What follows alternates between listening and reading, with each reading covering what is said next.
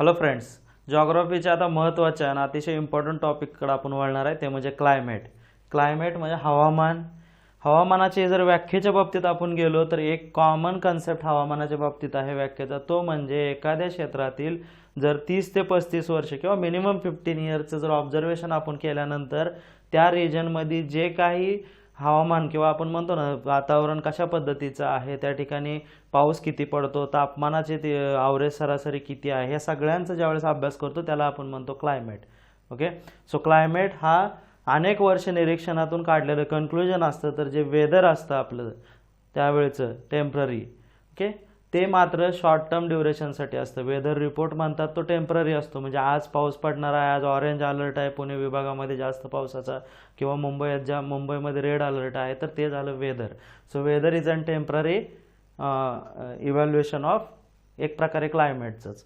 Then बघा आता पुढं क्लायमेटमध्ये हवेची एकूण एलिमेंट्स ऑफ वेदर किंवा आपले वेदर म्हणजे हवेचे, बरं का, हवेचे कोणते कोणते अंगे असतात: सूर्यप्रकाश, हवेचे तापमान, हवेचा दाब, हवेची आर्द्रता, वृष्टी, वारा, मेघ, दृश्यता, ह्या सगळ्या फॅक्टरला आपण विचार करून, वेदरच्या या फॅक्टरचा विचार करून अनेक वर्षाच्या कन्क्लुजन नंतर तिथलं क्लायमेट ठरवतो.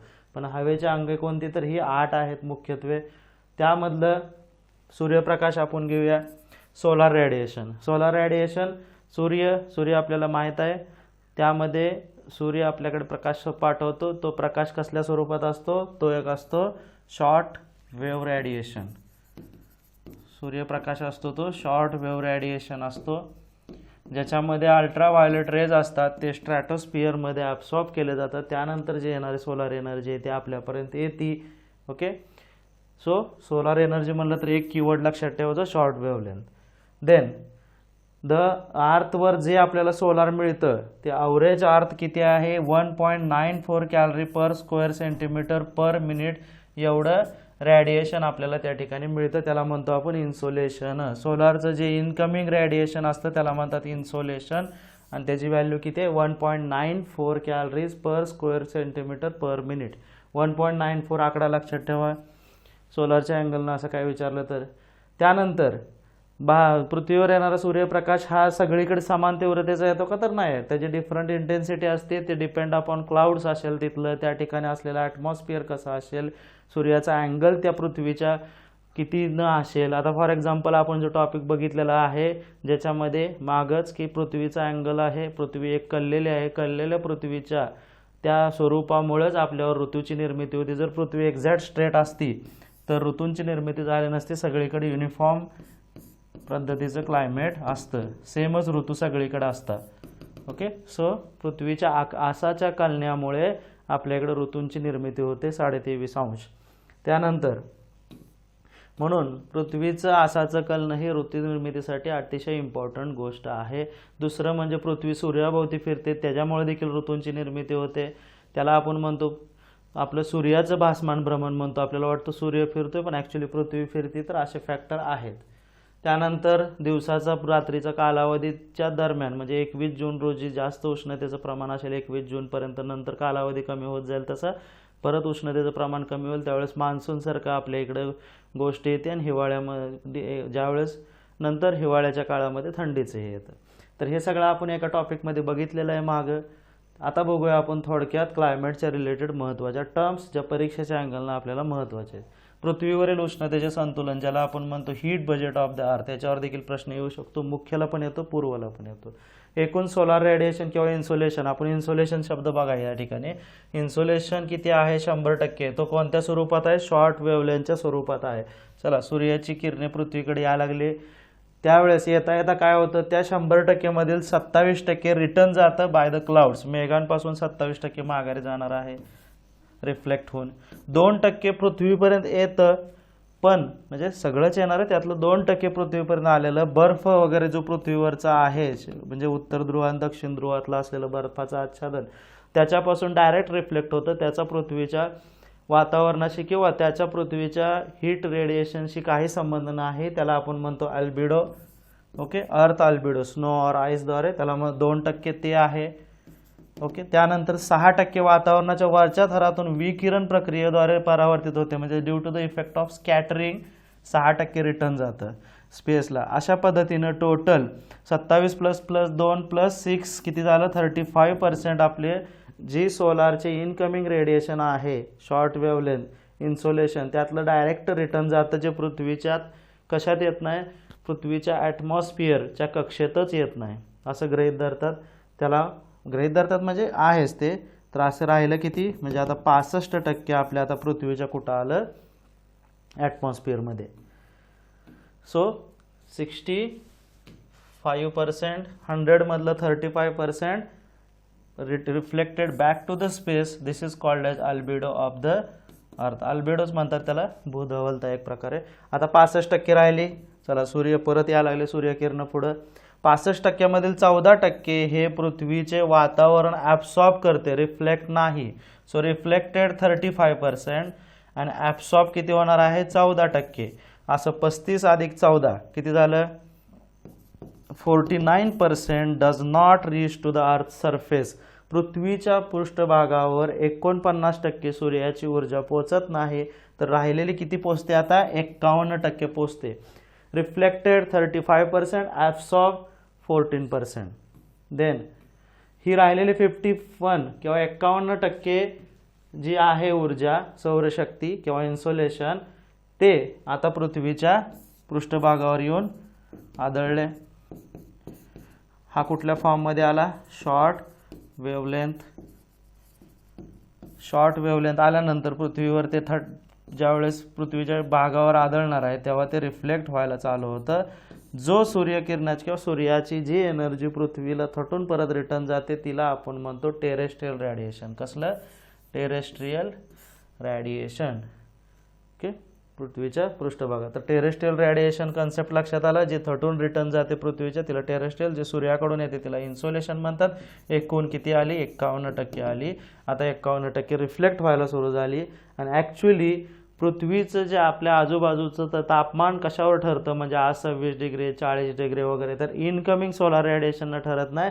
जे रिफ्लेक्ट होते सोलार म्हणजे जे पृथ्वीच्या पृष्ठभागावर आदळून रिटर्न जाते टेरेस्ट्रियल रॅडिएशन आहे त्याच्यावरून ठरतं की पृथ्वीचं तापमान किती आहे. आणि हे टेरेस्ट्रियल रॅडिएशन जेव्हा थटतं तेव्हा ते लॉंग वेव्हमध्ये कन्वर्ट होतं. सो लॉंग वेव्हलेंथ आहे. Incoming solar radiation short wavelength आणि रिफ्लेक्टेड टेरेस्ट्रियल रॅडिएशन कसे आहे लॉंग वेव्हलेंथच्या स्वरूपात असते. आणि हिच्यामुळे या ठिकाणी आपल्या इकडे तापमानात वाढ होते किंवा आजूबाजूचं तापमान त्याच्यावर ठरतं. म्हणून जरी पोलार किंवा ध्रुवांवर जरी सौर ऊर्जा येत असेल तर ती सौर ऊर्जा डायरेक्ट अल्बिडोच्या इफेक्टमुळे रिटर्न जात असल्यामुळे त्या ठिकाणचं तापमान वाढत नाही. सौरकिरणाची इंटेन्सिटी जरी त्या ठिकाणी असली तरी थोडीफार तरी. हा कन्सेप्ट समजला. चलो नेक्स्ट. रिटर्न चाललेले आहे. आता रिटर्न जाताना कसे कसे जाते त्यात पण ॲब्सॉर्ब ॲटमॉस्फिअर रिटर्न थटून गेलेले. आता संपले, येणारा विषय संपलेला आहे. आता रिटर्न होताना 51%तली 19% ॲब्सॉर्ब बाय द ॲटमॉस्फिअर. 3 ठिकाणी ॲब्सॉर्ब होणार आहे ती एनर्जी. ओके, 3 ठिकाणी ॲब्सॉर्ब कुठं कुठं होणार आहे. कंडेन्सेशन प्रोसेस एक असते, एक दुसरी आहे टर्ब्युलन्स आणि तिसरी आहे directly by the earth surface. आता कंडेन्सेशनद्वारे 19% ॲब्सॉर्ब होईल. ॲटमॉस्फिअरच्या टर्ब्युलन्समुळे 9% ॲब्सॉर्ब होईल आणि 6% डायरेक्टली बाय द ॲटमॉस्फिअर होईल. आणि 17% मात्र त्यातली रॅडिएटेड टू द स्पेसला रॅडिएट होईल. पण आता यातनं एक लक्षात ठेवायचं आहे, हीट बॅलन्स म्हणजे जी काही इनकमिंग सोलार रॅडिएशन असेल पृथ्वीच्या ह्याच्यामध्ये कक्षामध्ये किंवा तिच्या वातावरणात किती टक्के आली 65% आली. ती परत माघारी गेली 65% ॲज इट इज सूर्याला. कोणत्या पद्धतीनं 14% रॅडिएशनद्वारे ॲब्सॉर्प्शनद्वारे.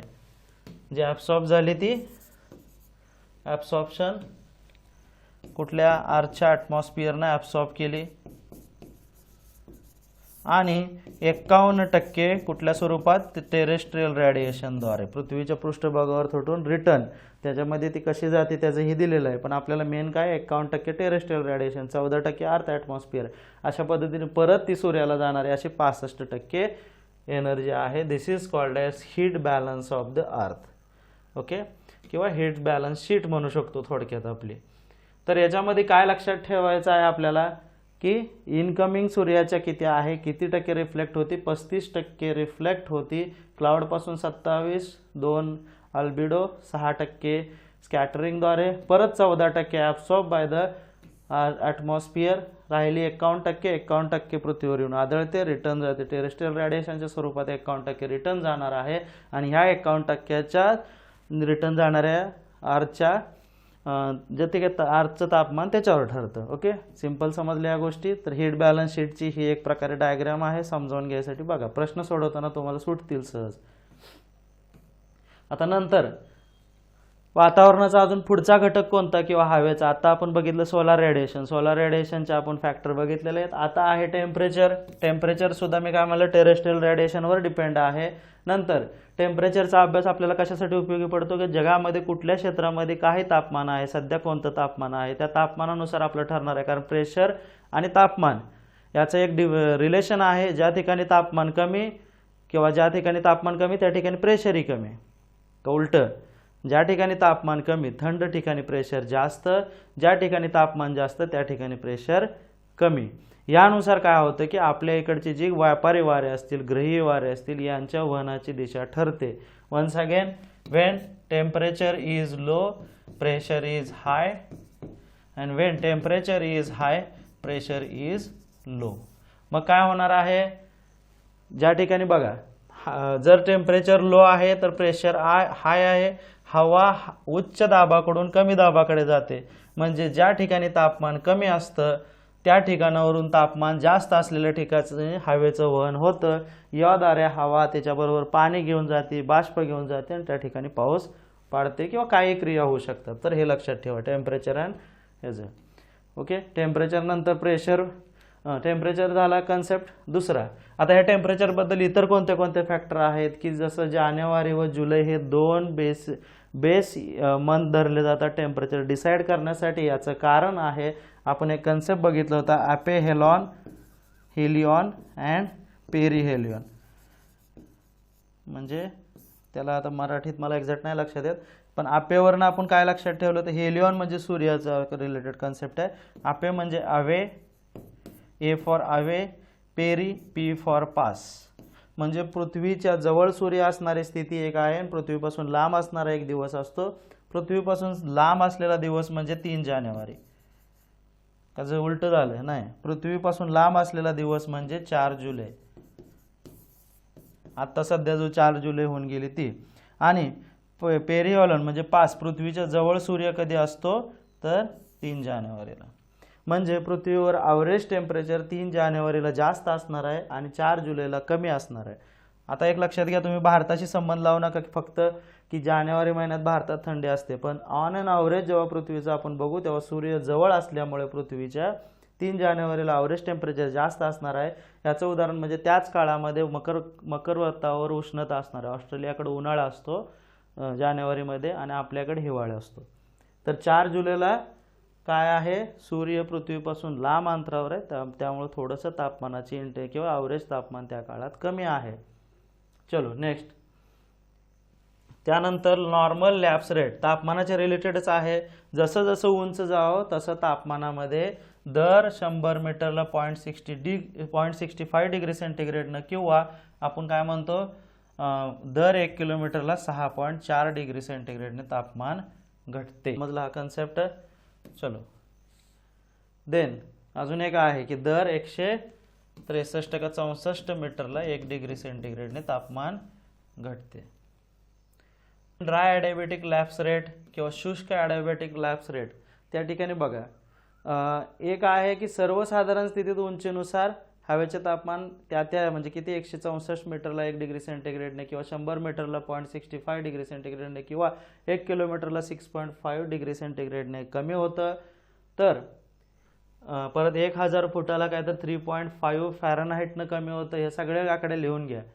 तर ड्राय ॲडियाबॅटिक लॅप्स रेट म्हणजे पण सेम आहे की असंपृक्त किंवा कोरड्या हवेच्या तापमानात ऊर्ध्वगामी हवेच्या हालचालीमुळे घडून बनवलेला कायमस्वरूपीचा असतो. मग त्या तापमान कितीही असो, कोरड्या हवेच्या उंचीनुसार हवेचे तापमान कमी होण्याचे प्रमाण दर 100 मीटरला 1 डिग्री सेंटीग्रेड असते. म्हणजे बघा असंतृप्त किंवा कोरड्या हवेच्या तापमानाच्या बाबतीत किंवा ड्राय ॲडिबॅटिक लॅप्स रेट किती आहे असं जर परीक्षणात विचारलं तर एवढंच तुम्ही आता सध्या लक्षात ठेवा की दर 100 मीटरला 1 डिग्री सेंटीग्रेडला. आणि आपलं जे रेग्युलर ऑब्झर्वर आहे तो हा आहे, पण जर ड्राय ॲडिबॅटिक लॅप्स रेट बघितला तर जर 100 मीटरला 1 डिग्री सेंटीग्रेड. पाठ करून ठेवा हे. हवेचा दाब, प्रेशरचा आत्ताच कन्सेप्ट सांगितला. ज्या ठिकाणी लो टेम्परेचर त्या ठिकाणी हाय प्रेशर, ज्या ठिकाणी टेम्परेचर जास्त त्या ठिकाणी प्रेशर कमी. चलो, आणि त्याच्यानुसार हवा वाहणार आहे. सर्वसाधारणपणे प्रेशरच्या बाबतीत 45 अंश अक्षरवृत्तावर समुद्र सपाटीला हवेचा दाब 29.92 इंच किंवा 760 मिलीबार किंवा 1013 मिलीबार असतो. 1013 कॉमन आहे मिलीबार. भारतात प्रेशरचं किंवा आपलं जे समुद्र सपाटी आहे ती गृहीत धरली जाते चेन्नईच्या ठिकाणावरनं आपण ऑल ओव्हर इंडिया किती प्रेशर आहे, चेन्नईच्या ठिकाणी किती गृहीत धरायचं, 1013 मिलीबार हे समुद्र सपाटीला धरायचं. तिथून प्रेशरमध्ये जो डिफरन्स येईल तो इतर ठिकाणी मोजला जातो. चला, आता अजून पुढचे बेसिक कन्सेप्ट थोडंसं आपण फास्ट घेतोय. क्लायमेट काय कन्सेप्ट समजावून घ्या लगेच, कारण तुम्ही वाचलेलं असेलच बऱ्यापैकी. चलो, पृथ्वी 90 डिग्री, 0 डिग्री, 90 डिग्री हे झाले सगळे अक्षवृत्त, हे झाले रेखावृत्त. सहसा आपला संबंध अक्षवृत्तांशी येतो जेव्हा आपण हवामानाचा अभ्यास करतो. 0 डिग्री म्हणजे विषुववृत्त म्हणतो. 23.5 अंशावर काय आहे, कर्कवृत्त, ट्रॉपिक ऑफ कॅन्सर. 23.5 वर इकडं मकर वृत्त आहे, ट्रॉपिक ऑफ कॅप्रिकॉन. हे ठिकाणी दक्षिण ध्रुव, उत्तर ध्रुव, नॉर्थ पोल, साऊथ पोल. आता याच्यामध्ये परत काय केलं, क्लायमेटचा अभ्यास करताना पट्टे तयार करण्यात आले त्यामध्ये असलेल्या दाबानुसार. ओके, प्रेशर कुणाचं किती आहे किती. आता बघा, ज्या ठिकाणी सर्वात कमी दाबाचा पट्टा आहे विषुववृत्त हा कमी दाबाचा पट्टा असतो. 5 अंश ते 5 अंश हा कमी low pressure area, because regular त्या ठिकाणी सूर्यप्रकाश देखील मिळतोय, शिवाय त्या ठिकाणी वारे एकत्र येत असल्यामुळे थोडासा त्या ठिकाणी कमी दाब. वारे एकत्र येत आहेत म्हणजे कमी दाब आहे म्हणूनच येत आहेत, पण वारे या ठिकाणी शांत आहेत. नंतर मध्य अक्षवृत्तीय जास्त प्रेशर किंवा जास्त दाबाचा पट्टा, या ठिकाणी प्रेशर जास्त आहे, या ठिकाणी परत कमी आहे, या ठिकाणी परत जास्त आहे. सध्या प्रेशर कमी जास्त याचा अभ्यास नंतर करा. आता एक्झॅक्ट आपल्याला यावरनं काय कन्सेप्च्युअल शिकायचं आहे बघा, की हा जास्त दाबाचा पट्टा असल्यामुळे वारे काय होणार आहेत, विषुववृत्ताच्या कमी दाबाच्या पट्ट्याकडे ते मूव्ह होणार आहेत. कुठून, मध्य अक्षवृत्तीय जास्त दाबाच्या पट्ट्याकडून. मध्य अक्षवृत्तीय जास्त दाबाचा पट्टा हा एक कर्कवृत्ताच्या साईडला आहे, एक मकरवृत्ताच्या साईडला आहे. तिथून हे वारे येणार आहेत विषुववृत्ताकडे, आणि विषुववृत्ताकडे येणाऱ्या त्यांची दिशा आहे ही ओरिजिनेट होत आहेत पूर्वेकडून. ही पूर्व आहे ना, आणि येत आहेत कुणीकडे, ते या साईडला येतात. इथून सुद्धा पूर्वकडून ओरिजिनेट येतात, आणि या वाऱ्यांना ते कोणत्या दिशेपासून व्हायला सुरुवात केलेली आहे त्यावरनं नाव दिलेलं आहे. म्हणून यांना काय म्हणतात, पूर्वीय वारे, कारण ते पूर्व दिशेकडून उत्तरेकडे येत आहे, विषुववृत्ताकडे येत आहेत, पूर्वीय वारे. आणि ॲक्च्युली जर एक्झॅक्ट त्यांची जी दिशा बघायची असेल तर ही आहे ईशान्य दिशा. ओके, आणि खालची आहे ती नैऋत्य. सो पूर्वीय वारे ईशान्यकडून नैऋत्येकडे वाहतात. कुठल्या बाजूला, उत्तर ध्रुवाकडे. आणि दक्षिण ध्रुवाकडे पूर्वीय वारे कुणीकडे, आग्नेयकडून वायव्येकडे. हा एक कन्सेप्ट डोक्यात ठेवा. पुढं पण अजून इलॅबोरेट करणार आहे आपण इन डिटेलमध्ये. नंतर याच मध्य अक्षवृत्तीय जास्त दाबाच्या पट्ट्याकडून वरच्या बाजूला उपध्रुवीय जे 2 पट्टे आहेत त्या बाजूला पण वारं वाहतात. ते वाहताना त्यांची ओरिजिन असं आहे, इकडून असे वाहत आहेत. आता बघा, ह्यांची जे वाहत आहेत ती दिशा कोणती आहे, ही बाजू पश्चिम. ओके, मग पश्चिम दिशा याही बाजूला ते पश्चिमेकडून या बाजूला वाहत आहेत, म्हणून त्यांची वाहण्याची दिशेची सुरुवात पश्चिमेकडे, म्हणून त्यांना आपण म्हणतो पश्चिमी वारे, इकडेही पश्चिमी वारे. ओके, सो पण आता एक्झॅक्ट त्यांची दिशा कशी आहे, ही दिशा आहे नैऋत्य, ती आहे ईशान्य. म्हणजे उत्तरेकडे पश्चिमी वारे नैऋत्येकडून ईशान्येकडे वाहतात, तर दक्षिणेकडे पश्चिमी वारे कोणीकडनं, वायव्येकडून आग्नेयेकडे वाहतात.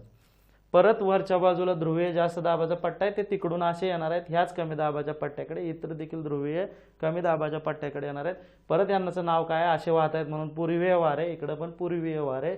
आणि पूर्वीय वाऱ्यांची इकडं दिशा कोणती आहे, तर ईशान्येकडून नैऋत्येकडे. इकडं दिशा कोणती आहे, आग्नेयेकडून वायव्येकडे. तर ह्या गोष्टी डोक्यात फिट करून घ्यायच्या, पूर्वीय आणि पश्चिमी वारे. आता वाऱ्यांचे प्रकार आहेत ग्रहीय वारे, प्रादेशिक वारे. ग्रहीय वारे म्हणजे पूर्वीय वारे, पश्चिमी वारे आणि ध्रुवीय वारे. जे ग्रहाच्या रिलेटेड आपण डिवाइड केले आत्ता वर, त्याला आपण म्हणतो ग्रहीय वारे. आणि जे प्रादेशिक वारे आहे म्हणजे भारतात येणारा मान्सून हा काही कालावधीसाठी येतो, त्याला आपण म्हणतो मोसमी वारे म्हणजे प्रादेशिक वारे. आता चला ग्रहीय वारे किंवा प्लॅनेटरी विंड. प्लॅनेटरी विंडचा कन्सेप्ट परत आता इन डिटेल आपण बघू. चलो रिवाइज. विषुववृत्तीय कमी दाबाचा पट्टा 5 अंश टू 5 अंश, जास्त दाबाचा पट्टा 25 ते 35, परत कमी दाबाचा पट्टा 70च्या दरम्यान 60 ते 70, ह्याला उपध्रुवीय आपण म्हणतो. आणि इकडचा ध्रुवीय काय आहे, परत जास्त दाबाचा पट्टा. कमी दाबाचे पट्टे हे सगळे आहेत. कमी दाबाचा पट्टा या ठिकाणी विषुववृत्तावर देखील आहे. त्यानंतर कमी दाबाचा पट्टा उपध्रुवीय आहे. आणि त्यानंतर जे जास्त दाबाचे पट्टे आहेत, हे जास्त दाबाचे पट्टे, हेही जास्त दाबाचा पट्टा आणि हे जास्त दाबाचा पट्टा. आता चला वारे व्हायला चालू करूया आपण पृथ्वीवरचे. चला जास्त दाबाकडून कमी दाबाकडे वारे वाहतात. परत हे कुठणीकडनं वाहत आहेत, पूर्वेकडून. या बाजूला त्यांचं ओरिजिन आहे पूर्व, म्हणून यांना पूर्वीय वारे म्हणतात. या पूर्वीय वारे दोन्ही साईडला आहेत, इकडेही आहे इकडेही आहे. उत्तरेकडे पूर्वीय वारे कोणीकडे वाहत आहेत, ईशान्येकडून नैऋत्येकडे. दक्षिणेकडे पूर्वीय वारे आग्नेयेकडून वायव्येकडे. त्यानंतर जास्त दाबाच्या या पट्ट्याकडून परत वर जात आहेत. इथं याला म्हणायचं पश्चिमी वारे. पश्चिमी वारे उत्तरेकडे वाहत आहेत नैऋत्येकडून ईशान्येकडे, आणि दक्षिणेकडे वाहत आहेत वायव्येकडून आग्नेयेकडे. ध्रुवीय वाऱ्यांचा पण परत तोच कन्सेप्ट आहे. ध्रुवीय वारे परत त्यांना इनडायरेक्टली आपण पूर्वीय वारे म्हणतोय. उत्तरेकडे ते ईशान्येकडून नैऋत्येकडे वाहणार आहेत. आता त्यांना अजून एक नावं दिली, व्यापारी वारे आणि प्रतिव्यापारी वारे. व्यापारी वारे काय आहे, तर या फ्लोचा, या वाऱ्याच्या वाहनाचा फायदा व्यापारी कशासाठी करत होते, तर त्यांच्या बोटी वळवण्याकरता शिडाच्या म्हणून. आणि या पट्ट्यात व्यापारी जास्त किंवा व्यापारी लोक याचा वापर करायचे, म्हणून याला व्यापारी वारे हे नाव थोडक्यात दिलेलं आहे. मग बघा, जे इकडून येत आहेत परत ह्यांच्या ओरिजिन वडून ते येत आहेत कुणीकडनं, पूर्वेकडून, पण एक्झॅक्ट कुठून येत आहेत, ईशान्येकडून, म्हणून त्यांना म्हणतात ईशान्य व्यापारी वारे. हे कुठून जात आहेत, आग्नेयेकडून वायव्येकडे. पूर्वीयच आहे पण आग्नेय व्यापारी वारे. व्यापारी वाऱ्यांच्या पलीकडचा जो पट्टा आहे त्याला म्हणतात प्रतिव्यापारी वारे, अँटी ट्रेड विंड. हेही प्रतिव्यापारी वारे, याला म्हणतो आपण नैऋत्य प्रतिव्यापारी वारे, आणि याला म्हणतो वायव्य प्रतिव्यापारी वारे. हे पश्चिमी वाऱ्यांमध्ये म्हणजे पूर्वीय वाऱ्यांचा प्रकार, त्याला आपण दुसरं नाव आहे व्यापारी वारे. पश्चिमी वाऱ्यांना दुसरं नाव आहे प्रतिव्यापारी वारे. ओके, ट्रेड विंड समजलेले आहेत. ट्रेड विंडची इथं डिटेल आहे, मध्ये इन्फॉर्मेशन आहे. उत्तर गोलार्धात परत ईशान्य व्यापारी वारे म्हणतो, दक्षिण गोलार्धात आग्नेय व्यापारी म्हणतो. विषुववृत्तावरील कमी दाबाच्या पट्ट्यात ईशान्य व आग्नेय व्यापारी एकत्र येऊन मिळतात. Okay, then anti trade wind सुद्धा कन्सेप्ट आपण आता बघितला. प्रतिव्यापारी वारे उत्तर गोलार्धात 25 ते 35 अक्षवृत्त दरम्यान हवेचा दाब जास्त आहे, तिथून ध्रुवाकडे 60 ते 70 दरम्यान तो वाहत जातो, त्याला आपण म्हणतो प्रतिव्यापारी वारे. तेच इनडायरेक्टली पश्चिमी वारे. त्याच्यात 2 प्रकार आहेत. मग मागाशी म्हणलं तसं नैऋत्य प्रतिव्यापारी वारे उत्तर गोलार्धात आणि वायव्य प्रतिव्यापारी वारे दक्षिण गोलार्धात. आता बघा, अजून एक दक्षिण गोलार्धाविषयी परीक्षेच्या बाबतीत एक कन्सेप्ट आहे. दक्षिण गोलार्ध आणि उत्तर गोलार्ध पृथ्वीचे, या ठिकाणी भूभाग जास्त आहे, या ठिकाणी कमी आहे. या ठिकाणी कोण आहे, समुद्राचं प्रमाण जास्त आहे, त्यामुळे या ठिकाणी वाऱ्यांचा वेग जास्त असतो. वाऱ्यांचा वेग जास्त असतो, यानुसार पश्चिमी वाऱ्यांना, आणि हे वाऱ्यांचं जास्त असणारं ठिकाण कुठं आहे, तर 40 ते 60च्या दरम्यान. मग जे वारे आहेत दक्षिण गोलार्धात, वारे अतिशय वेगाने वाहतात. दक्षिण गोलार्धात जलभाग जास्त आहे. या गोलार्धात भूपृष्ठाचा उंच सकलफनांचा अडथळा नाही, कोणत्याही प्रकारचे निर्बंध नसल्यामुळे दक्षिण गोलार्धात वारे उत्तर गोलार्धापेक्षा जास्त वेगाने वाहतात. त्याचे स्वरूप पुढील प्रमाणे: 40 दक्षिणांशापलीकडे हे वारे अतिशय वेगाने वाहतात, यांना म्हणतात गरजणारे 40. त्याला रोअरिंग फोर्टीज म्हणतात. 50ला दक्षिण गोलार्धात फ्युरियस 50s म्हणतात आणि 60 डिग्रीवर जे दक्षिण गोलार्धात अंशाभोवती वारे वाहतात त्याला स्क्रीमिंग 60s म्हणतात. हे बऱ्यापैकी पश्चिमी वारेच आहेत. ओके, आता लक्षात ठेवायला काय 40s रोरिंग, रोरिंगचं आर म्हणजे 4 असं लक्षात ठेवलं मी. फ्युरियस 50चे एफ न सुरुवात आहे, एफ फॉर 5 आणि स्क्रीमिंग 60चं एस फॉर 6. ओके, किंवा स्क्रिचिंग काय असेल ते. आणि मराठीत जर लक्षात ठेवायचं असेल तर किंचाळणारे 60, गरजणारे 40 आणि कुठलं आहे दुसरं मराठीचं खवळलेले 50. अल्फाबेटिकली जावा. सगळ्यात आधी क येते ते 60ला घ्या, क ख ग आपण म्हणतो ना कुठं तर. किंचाळणारे म्हणजे 60, खवळणारे 50 म्हणजे किंवा खवळणारे म्हणलं तर 50 आणि गरजणारे म्हणलं तर 40. देन पोलार विंड्स आत्ताचा अभ्यास केला जे ध्रुवापाशी आहे, हवेच्या जास्त दाबाच्या प्रदेशाकडून ध्रुवाजवळील 60 ते 70 कमी दाबाच्या प्रदेशाकडून वाहणाऱ्याला आपण म्हणतो पोलार विंड्स आहे. पोलार विंड्स म्हणजे ध्रुवाकडे 90 डिग्रीला जास्त दाब असणार आहे आणि कमी दाबाचा पट्टा त्याच्या खाली 60 ते 70च्या दरम्यान आहे. आणि त्या 60 ते 70च्या दरम्यान जे वारे वाहतात, एक उत्तरेला पूर्वीय आहे, ते पूर्वीयच वारे आहेत, खाली पण पूर्वीय असणार आहे, वरी पूर्वीय आहेत. आणि त्या वाऱ्यांना पोलार ईस्टर लाईन्स, कारण ते उत्तरेकडे पूर्वेकडे वाहतात म्हणून पोलार ईस्टर लाईन्स किंवा नॉर ईस्टर देखील असे म्हणतात. Nor Easter. पोलार विंडला दुसरं नाव काय नॉर ईस्टर किंवा पोलार ईस्टर लाईन्स. आता विषुववृत्तीय शांत पट्टा एक प्रकार आहे. विषुववृत्ताच्या उत्तर व दक्षिणेस सुमारे 5 अंशपर्यंत वर्षातील बराच काळ हवा शांत राहत असल्याने त्याला विषुववृत्तीय शांत पट्टा असे म्हणतात. हे जर प्रश्न आला तर त्यालाच दुसरं नाव आहे डोल्ड्रम्स. देन आंतर उष्णकटिबंधीय केंद्रीभवन पट्टा. आता आंतर उष्णकटिबंधीयमध्ये inter tropical convergence zone ITCZ याला इंग्लिशमध्ये म्हणतो आपण.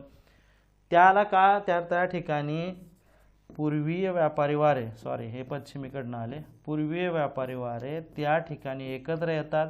म्हणजेच कुठले तर हे ईशान्य पूर्वीय व्यापारी वारे आणि हे कुठले आग्नेय पूर्वीय व्यापारी वारे किंवा आग्नेय व्यापारी वारे एकत्र येतात ह्या विषुववृत्ताच्या पट्ट्यात. त्या एकत्र येणाऱ्या किंवा कॉन्व्हर्जन झोनला आपण काय म्हणतो इंटरट्रॉपिकल कॉन्व्हर्जन झोन.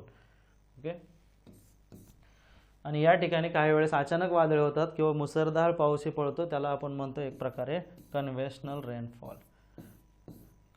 तिथंच होतो, रोज संध्याकाळी किंवा रोज पाऊस पडतो. हॉर्स लॅटिट्यूड एक कन्सेप्ट आहे.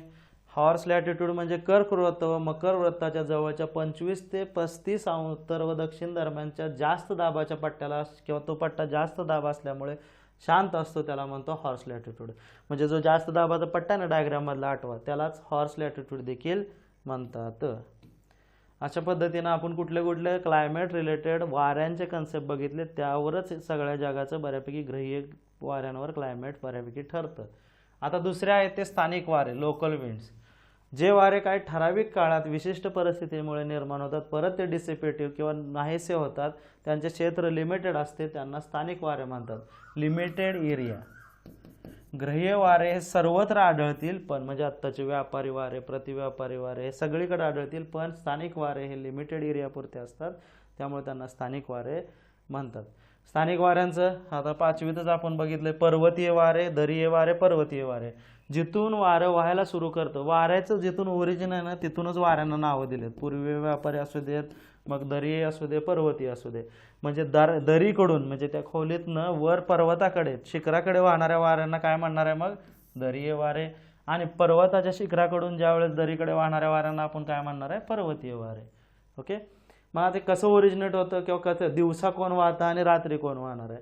दिवसा काय सिच्युएशन आहे बघा, हा पर्वत आहे, हा दुसरा पर्वत आहे, ही आहे त्यातली दरी, ही आहे शिखर. दिवसा सूर्यप्रकाश पडणार आहे शिखरावर आधी पडतो, त्यामुळे हाचं तापमान जास्त आहे कुणापेक्षा ह्यापेक्षा. T1 is greater than T2. ज्या ठिकाणी तापमान जास्त त्या ठिकाणी दाब कमी, ज्या ठिकाणी तापमान कमी त्या ठिकाणी काय असणार आहे दाब जास्त. म्हणजे या ठिकाणी प्रेशर काय आहे हाय, या ठिकाणी प्रेशर काय आहे लो. मग दिवसा काय होणार आहे हाय प्रेशरकडून लो प्रेशरकडे वारा होणार आहे. म्हणजे दरीतनं कुठं वाहणार आहे शिखराकडे, कारण सूर्यप्रकाशामुळे शिखर तापले त्यामुळे दरीय वारे दिवसा आहे. ज्यावेळेस रात्र होईल त्यावेळेस उलट होतं, शिखर लगेच थंड होतं, त्यामुळे त्या ठिकाणी टेम्परेचर लो होणार आहे. त्या मानानं दरीचं टेम्परेचर हे दिवसभर तापल्यामुळे जास्त राहील या वरच्या प्रमाणापेक्षा, त्यामुळे रात्री कुठलं वाहणार आहे, पर्वतीय वारे. तसंच खारे वारे, मतलई वारे. खारे वारे, खाऱ्याचं सुरुवात, खारे ह्या शब्दा म्हणजे खारे म्हणजे ज्यामध्ये मीठ असणार आहे किंवा त्यामध्ये सॅलिनिटी असणार आहे, म्हणजे समुद्राकडून भूभागाकडे जे वाहतील त्याला खारे वारे म्हणणार आहे. आणि मतलई म्हणजे जे भूभागाकडून समुद्राकडे वाहतील. मग खारे वारे दिवसा का रात्री, परत सेम. दिवसा लवकर काय तापणार आहे, टेम्परेचर कोणाचं जास्त आहे, भूभागाचं टेम्परेचर जास्त आहे. आणि समुद्राचं टेम्परेचर तेवढं जास्त नसणार आहे, ते दिवसभर तापल्यानंतर पाणी तापणार आहे, पण लगेच नाही. मग दिवसा जर म्हणलं तर temperature of the sea is low than temperature of the earth किंवा लँड. मग ज्यावेळी जिथं लो टेम्परेचर तिथं प्रेशर किती, हाय, आणि इथं लो. म्हणून दिवसा कुठलं वारं वाहणार आहे, खारे वारे, high pressure to low pressure. आणि रात्री कुठलं वाहणार आहे, मतलई वारे. या ठिकाणी प्रेशर हाय आहे, कुठल्या बाजूला, भूभागाकडे, उलट झालं हां, भूभागाकडे प्रेशर हाय आणि समुद्राकडे प्रेशर त्या मानाने लो. दिवसा खारे, रात्री मतलई. आता इतर मग त्याच्यानुसार जागतिक स्थानिक वारे कोणते कोणते झाले, त्यामध्ये फॉन आल्प्स पर्वतातून वाहतो, चुनूक रॉकी पर्वतातून वाहतात. उष्ण आणि कोल्ड अशा त्यांच्या कॅटेगरीज आहेत, त्यानुसार आपण बघणार आहे. आधी उष्णवाले बघूया. फॉन आल्प्स, चुनूक रॉकी, सिरेक्को उत्तर आफ्रिका, सिसिली दक्षिण इटली किंवा ग्रीस, खमसीन उत्तर आफ्रिका इजिप्त, हर्मॅन्टन गिनीचे आखात, नॉर्वेस्टर किंवा लू भारतात, सॅन्टाना कॅलिफोर्निया, बर्ग दक्षिण आफ्रिका, सामून इराण. तर हे टेबल करून घ्या नीट. ब्रिक फिल्डर ऑस्ट्रेलिया, झोंडा अर्जेंटिना, सॅलोनो स्पेनचा किनारा. आता बघा, फॉन आल्प्स पर्वत, चुनूक रॉकी पर्वत हे सगळे उष्ण आहेत. सिरेक्को हे ते, ह्यातलं बघा सगळ्यात इम्पॉर्टंट चुनूक अनेक वेळा विचारतात. त्यानंतर बर्ग दक्षिण आफ्रिका लक्षात ठेवा. सामून इराण यमक जुळतंय, सामून इराण, सॅमून. ब्रिक फिल्डर ऑस्ट्रेलिया सगळ्यात खाली असतं. तळाला आपण बांधकाम करताना ब्रिक्स लावणार आहे, ऑस्ट्रेलिया खाली आहे, म्हणून ब्रिक फिल्डर म्हणजे ऑस्ट्रेलिया लक्षात ठेवा. झोंडा अर्जेंटिना, ओके. सॅलेनो स्पेनचा पूर्व किनारा. त्यानंतर सिमून मध्य पूर्व. आता थंड वारे कोणते कोणते बघा, बेरा ग्रीनलँड अंटार्क्टिका. त्यामधलं महत्त्वाचं मिस्ट्रल फ्रान्स, स्ट्रोल लागतो थंडीच्या काळात म्हणून मिस्ट्रल फ्रान्स. बुरान किंवा पुर्गा मध्य आशिया, ब्लिझार्ड सायबेरिया संयुक्त संस्थानाचा उत्तर भाग, ग्रेगेल माल्टा, विला वाव दक्षिण अमेरिकेचे टोक, पॅम्पारास ब्राझील व अर्जेंटिना, बुस्टर न्यूझीलंड.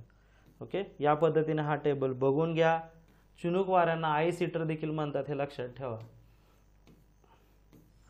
आता ऑक्सफोर्ड स्टुडंट ॲटलासवर ते स्थानिक वारे आपण थोडक्यात बघू शकतो.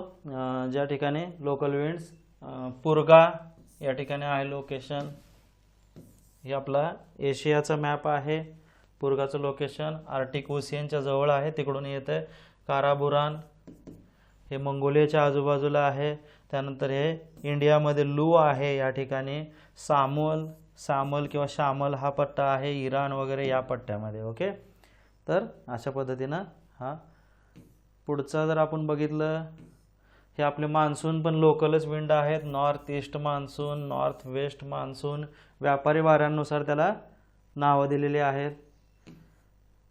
South west monsoon, sirocco, okay, harmattan, simoom यासारखी ठिकाणं आहेत. ही कुठं जाणार आहे, आफ्रिकेमध्ये. हे सिरेक्को भूमध्य समुद्राकडे जाणार आहे. हार्मॅन्टन या बाजूला आहे. सामून इजिप्त वगैरे या पट्ट्यामध्ये आहे. हबोब इजिप्त सोमालियाच्या आसपास या पट्ट्यामध्ये. त्यानंतर केप डॉक्टर साऊथ आफ्रिकेपाशी. आयोग बऱ्यापैकी याच ऑक्सफोर्ड स्टुडंट ॲटलासमधले लोकल विंड विचारतं. आर्टिक ओशियनच्या आजूबाजूला म्हणजे एक प्रकारे युरोपियन देशामध्ये आर्टिक ओशियन आणि आपलं अमेरिकेचं आहे हे स्क्वॅमिश. त्यातलं चुनूक रॉकी पर्वत, सॅन्टा आना हे देखील रॉकी पर्वताच्याच बाजूचं आहे. ब्लिझार्ड कॅनडाच्या साईडला आहे, उत्तरेकडून येतं ते दक्षिणेकडे. नॉर्थ ईस्ट ट्रेड्स आहेत. अजून कोणते महत्त्वाचे आहेत थोडक्यात बघून घ्या. ते ऑक्सफोर्ड स्टुडंट ॲटलास ओपन करून तिथनं वारे करा. बोरा ॲड्रियाटिक सी पाशी आहे. सिरेको पण त्याच बाजूला इटलीच्या साईडला आहे.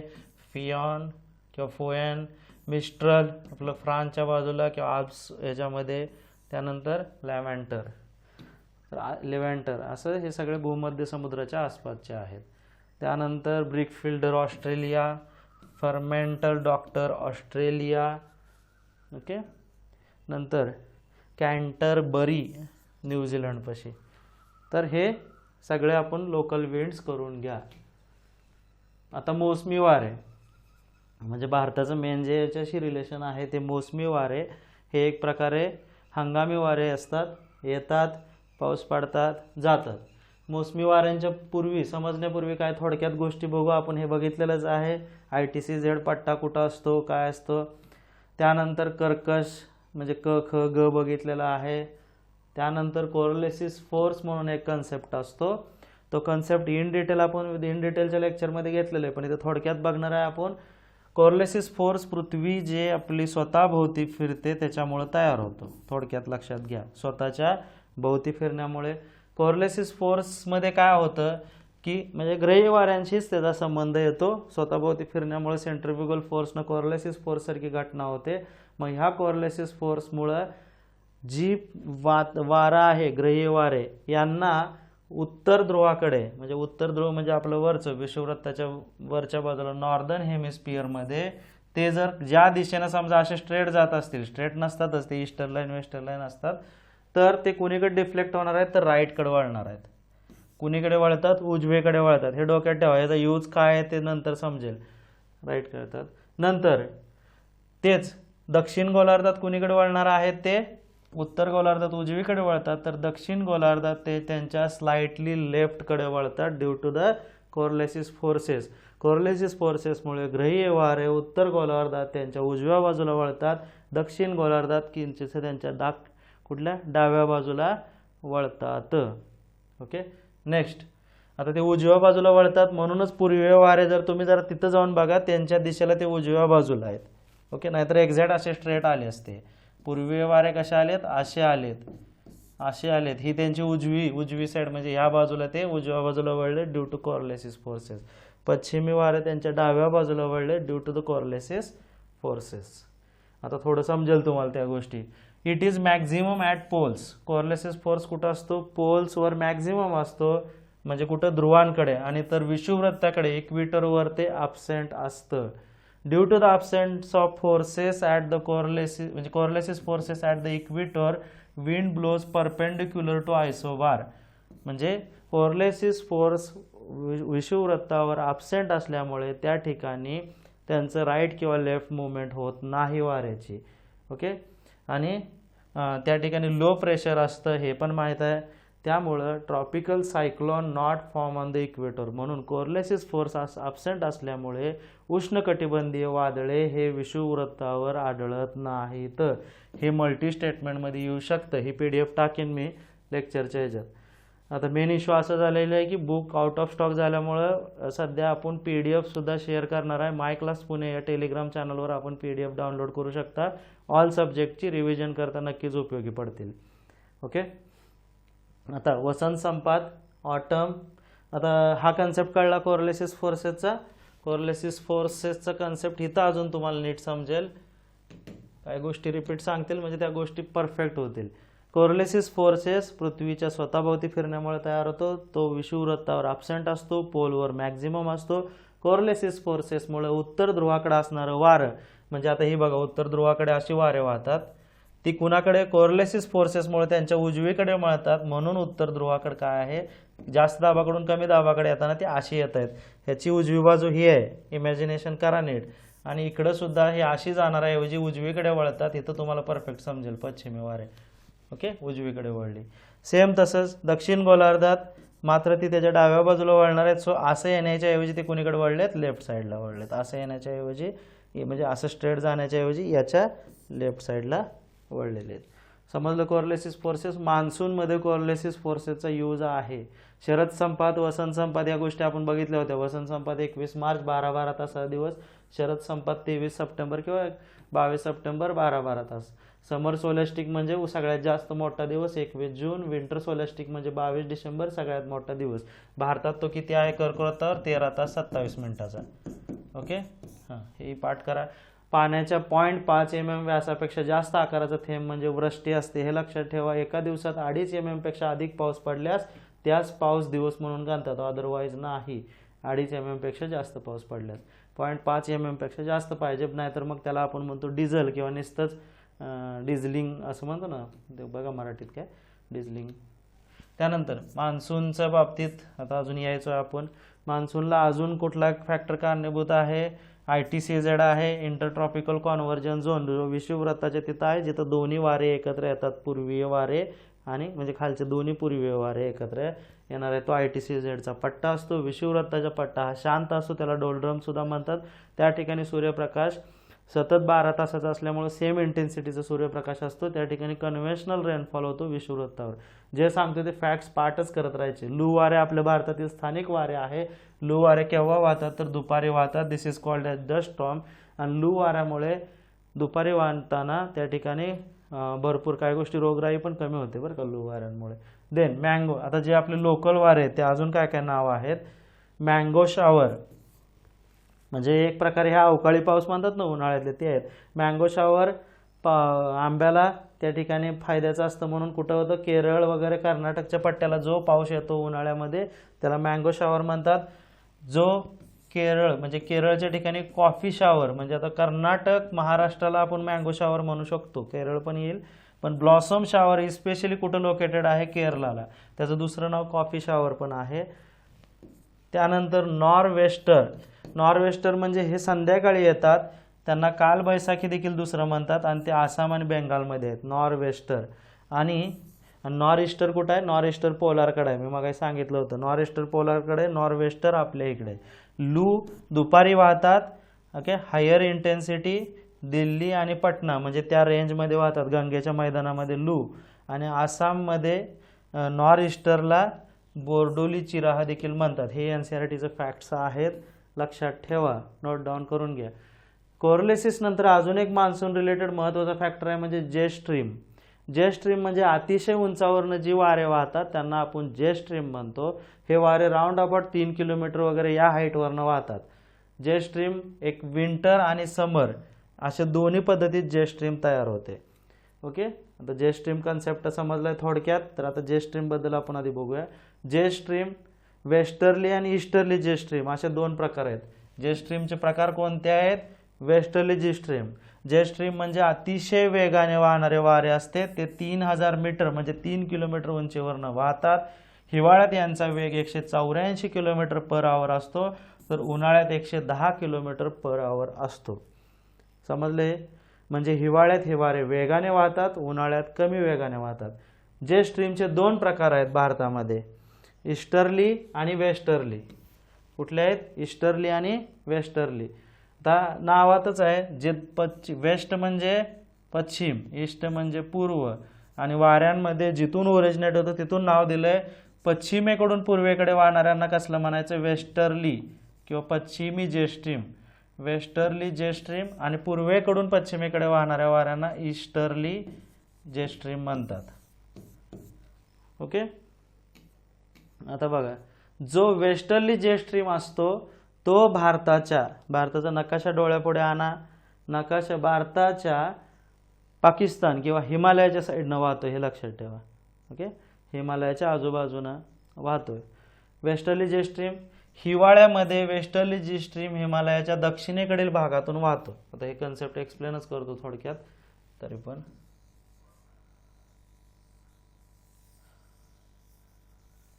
ओके, हा आपला इंडिया, हा हिमालयाचा पट्टा.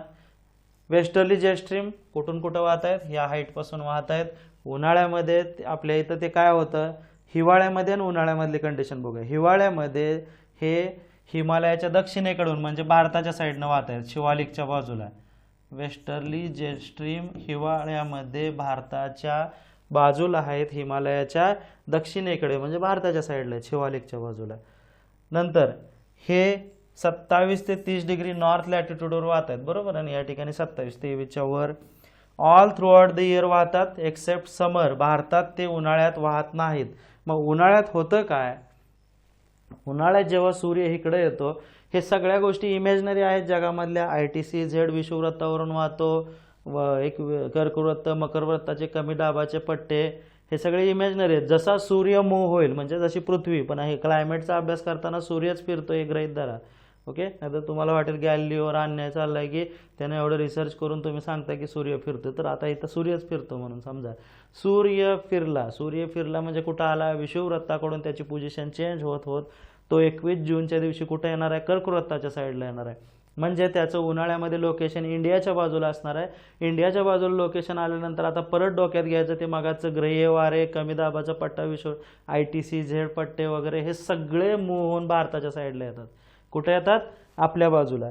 म्हणजे जिथं सूर्य तिथं ITCZ, म्हणजे तो ITCZ आता कर्कवृत्ताच्या साईडला येणार आहे. ITCZ विषुववृत्ताचा इंटरट्रॉपिकल कॉन्व्हर्जन झोन उन्हाळ्यामध्ये कोणत्या साईडला येतो, भारताच्या साईडला.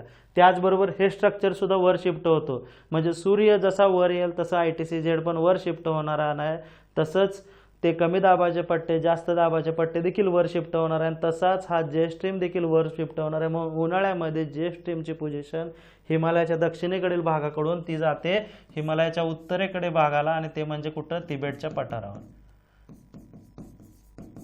आता इथं गेलेला आहे आपला जेट स्ट्रीम.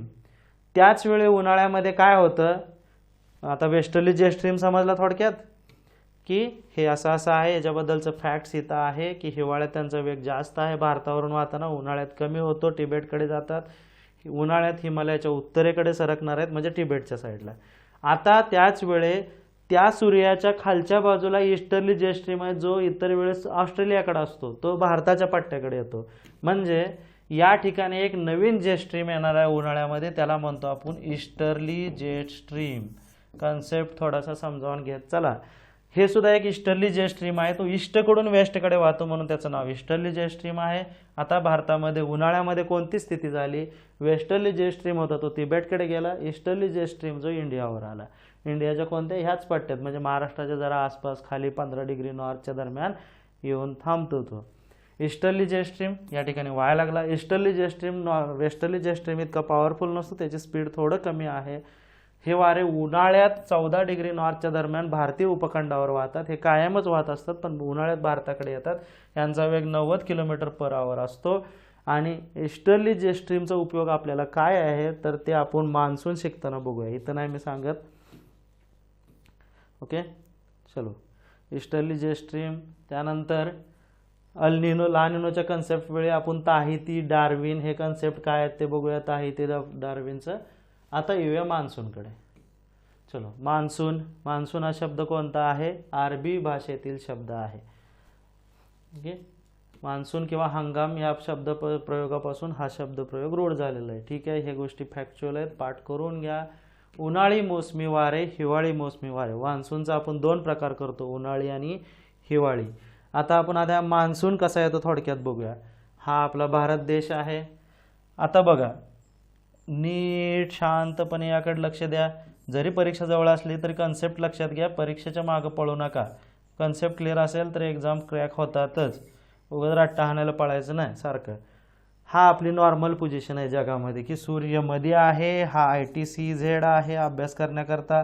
हा जास्त दाबाचा पट्टा आहे, एक पट्टा इथनं गडप झाला. हां चला, असे पट्टे आहेत एक्स्ट्रा. ओके, हा जास्त दाबाचा इथं आला. आता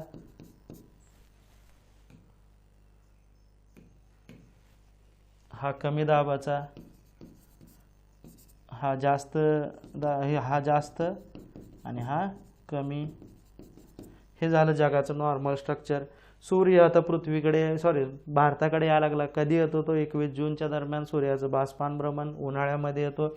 उन्हाळ्यामध्ये सूर्य पृथ्वीकडे भारताकडे येताना ह्या सगळ्या गोष्टी सुद्धा त्याच्याबरोबर शिफ्ट होतात. याचाच अर्थ उन्हाळ्यात काय होतं, हे कुठं पण जाऊ दे पोलरचं, आता आपण भारतापुरतं बघूया. हा भारत देश इथं कुठं तर आहे.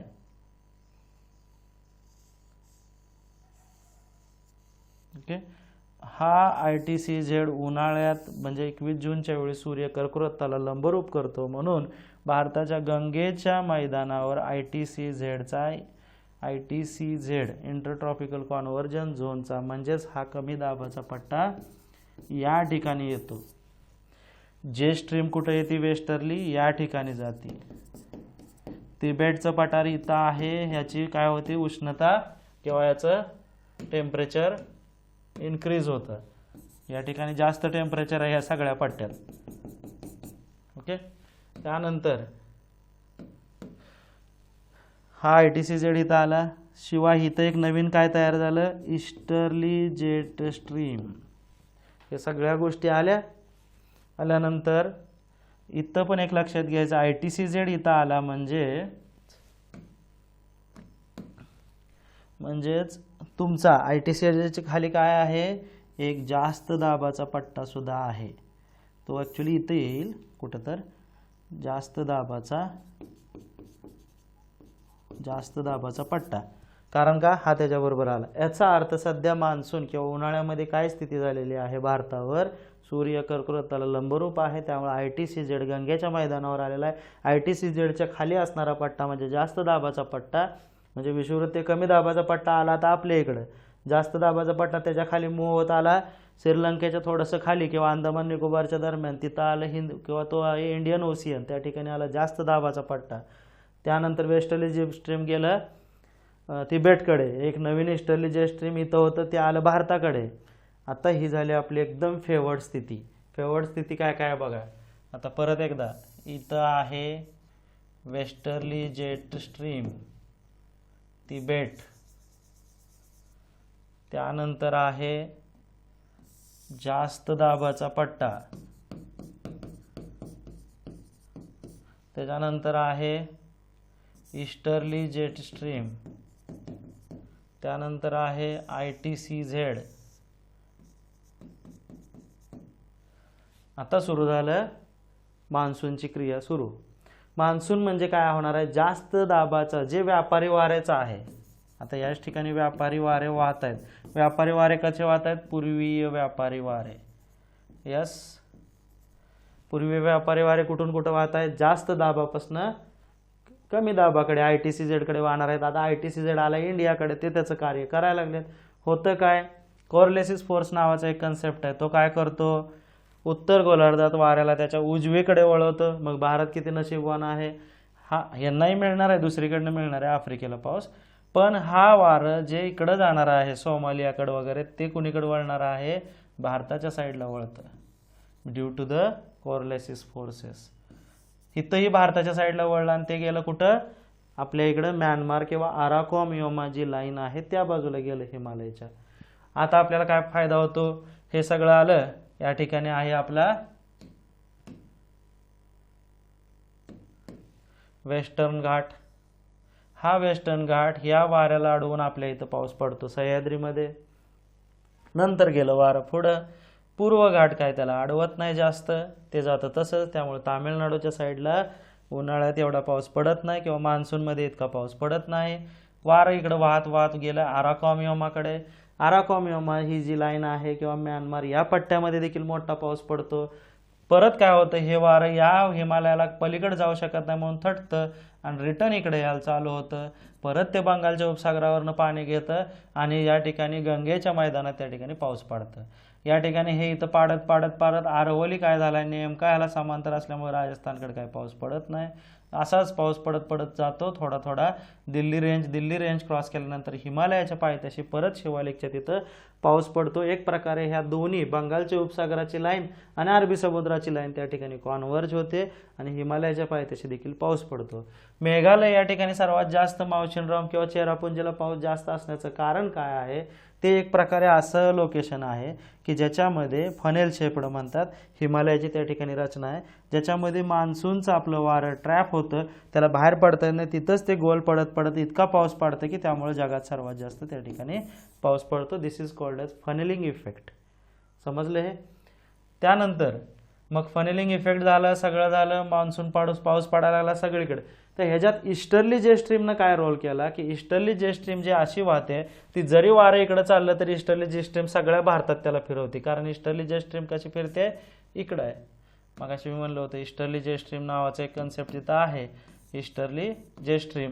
ही काय करते, ही हाय स्पीडचं वारा असल्यामुळे काय करते, इकडं जाणारं पण वारा अडवते आणि महाराष्ट्र बाकी सगळ्या पट्ट्यामध्ये असं पावसाला फिरवते. म्हणून भारताला काही इतक्या गोष्टी इम्पॉर्टंट आहेत की ईस्टर्ली वेस्ट स्ट्रीमचं काम काय आहे की to spread the monsoon all over the India. ITCZ आता गंगेच्या पायदानावर आलेला आहे, आता सूर्य परत खाली चाललेला आहे. अशा पद्धतीने पाऊस पडल्यानंतर जेव्हा सूर्य खाली यायला सुरू होतो, खाली म्हणजे सूर्याचं बाष्पान भ्रमण आता साऊथकड सुरू झालं. साऊथकड सुरू झाल्यानंतर हे करत करत करत येतो आपला सप्टेंबर महिना. सप्टेंबर महिन्यात तो जातो परत रिटर्न विषुववृत्ताकडे. भारतातील मान्सूनची इंटेन्सिटी रिड्यूस होते. ऑक्टोबर हीट जनरेट होते. नोव्हेंबरमध्ये परत तो जातो. सूर्याचं बाष्पान भ्रमण सुरूच आहे, आता चालला तो ऑस्ट्रेलियाकडे फिरायला. डिसेंबरमध्ये सूर्य ऑस्ट्रेलियाकडे जातो, त्या ठिकाणी येतो उन्हाळा. ऑस्ट्रेलियाकडे पाऊस दणकून पडतो, भारतात येते थंडी. पण तेच करता करता भारतात येतो रिटर्न मान्सूनचा एक कन्सेप्ट, ते म्हणजे रिट्रीट ऑफ मान्सून. मान्सून कसा आला कळला. आता retreat of monsoon. Retreat of मान्सूनमध्ये काय होतं की सेम या ठिकाणी होता आधी low pressure belt because temperature is high. या ठिकाणी होता हाय प्रेशर बेल्ट खाली बिकॉज टेम्परेचर इज लो. आता हे सगळं स्ट्रक्चर मूव्ह झालं, ITCZ खाली गेलं, सगळं झालं. भारताचा आता मान्सूनचा संबंध संपला. पण आता रिटर्न मान्सूनचा संबंध कसा होतो की या ठिकाणी आता तयार झालं लोच्या ऐवजी कसं प्रेशर, थंड असल्यामुळं हाय प्रेशर बेल्ट तयार झालं. आणि त्या कम्पेअर टू खाली इंडियन ओशियनमध्ये काय आहे, ओके, लो प्रेशर आहे, बरोबर आहे ना. कम्पेअर टू थंड आहे, हाय प्रेशर, इकडचं टेम्परेचर त्या मानाने जास्त आहे, लो प्रेशर आलं. आणि सुरू झालं काय झालं, रिट्रीट ऑफ मान्सूनचा प्रवास. रिट्रीट ऑफ मान्सून एकदम सिंपल कन्सेप्ट आहे की ज्याच्यामध्ये टेम्परेचर आणि प्रेशरचाच रोल आहे. इकडून आता येतं, पण आता या ठिकाणी कुठंच समुद्र नाही, पाणी नाही, काय नाही, त्याच्यामुळे रिट्रीट ऑफ मान्सूनमध्ये आपल्याला इतका पाऊस मिळत नाही as compare to monsoon regular येतो ते. इथं सुद्धा तेच आहे, असं वारं त्याच्या उजव्या बाजूला डिफ्लेक्ट होतं. हे सगळं इमॅजिन करा, परफेक्ट आहे. ह्या काही बेसिक गोष्टी समजल्या तर समजतं ते. मात्र तामिळनाडूला काय फायदा आहे की इथं एक असा कर्वेचर तयार झालेला आहे. इथं आहे पूर्व घाट. हे वारं येताना पूर्व घाटाला थटतं. तामिळनाडूच्या ह्या कर्वेचरमध्ये सुद्धा, त्यामुळे इथं या ठिकाणी हे बाष्प घेतं. इकडं कुठं समुद्र नाही आहे, महाराष्ट्राला फायदा होत नाहीत का. पण तामिळनाडूला बंगालच्या उपसागरावरनं रिटर्न येताना हे वारं, ईशान्य मान्सून वारं जे रिटर्न येतं ते बाष्प घेऊन येतं आणि तामिळनाडू, त्यानंतर पूर्व घाटामध्ये पाऊस पडतं. त्यामुळं कावेरी ही नदी बारमाही वाहणारी नदी आहे आणि कावेरी पात्रामध्ये तांदूळ हा तिन्ही सीझनमध्ये आपण घेऊ शकतो. हे झालं रिटर्न मान्सूनचा कन्सेप्ट, ज्याच्यामध्ये सूर्य खाली गेला. बस तुम्हाला परीक्षेच्या अँगलनं इतकंच महत्त्वाचं आहे. हा टेबल थोडक्यात वाचून घ्या, हे सगळं मी सांगितलेलं ह्याच्यात आहे. ओके. आता एल निनो, ला निनो आणि मान्सूनचा इफेक्ट. एल निनो, ला निनोवर फिक्स प्रश्न येतो आपल्याला परीक्षेला. एल निनो, ला निनो थोडक्यात काय कन्सेप्ट आहे बघू आपण ह्या इमेजवरून.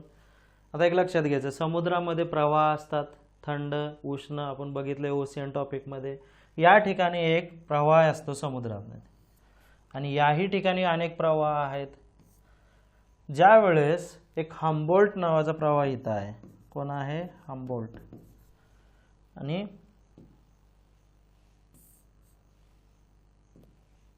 या ठिकाणी इतर उष्ण आहेत, ट्रॉपिकल वगैरे या प्रवाह आहेतच.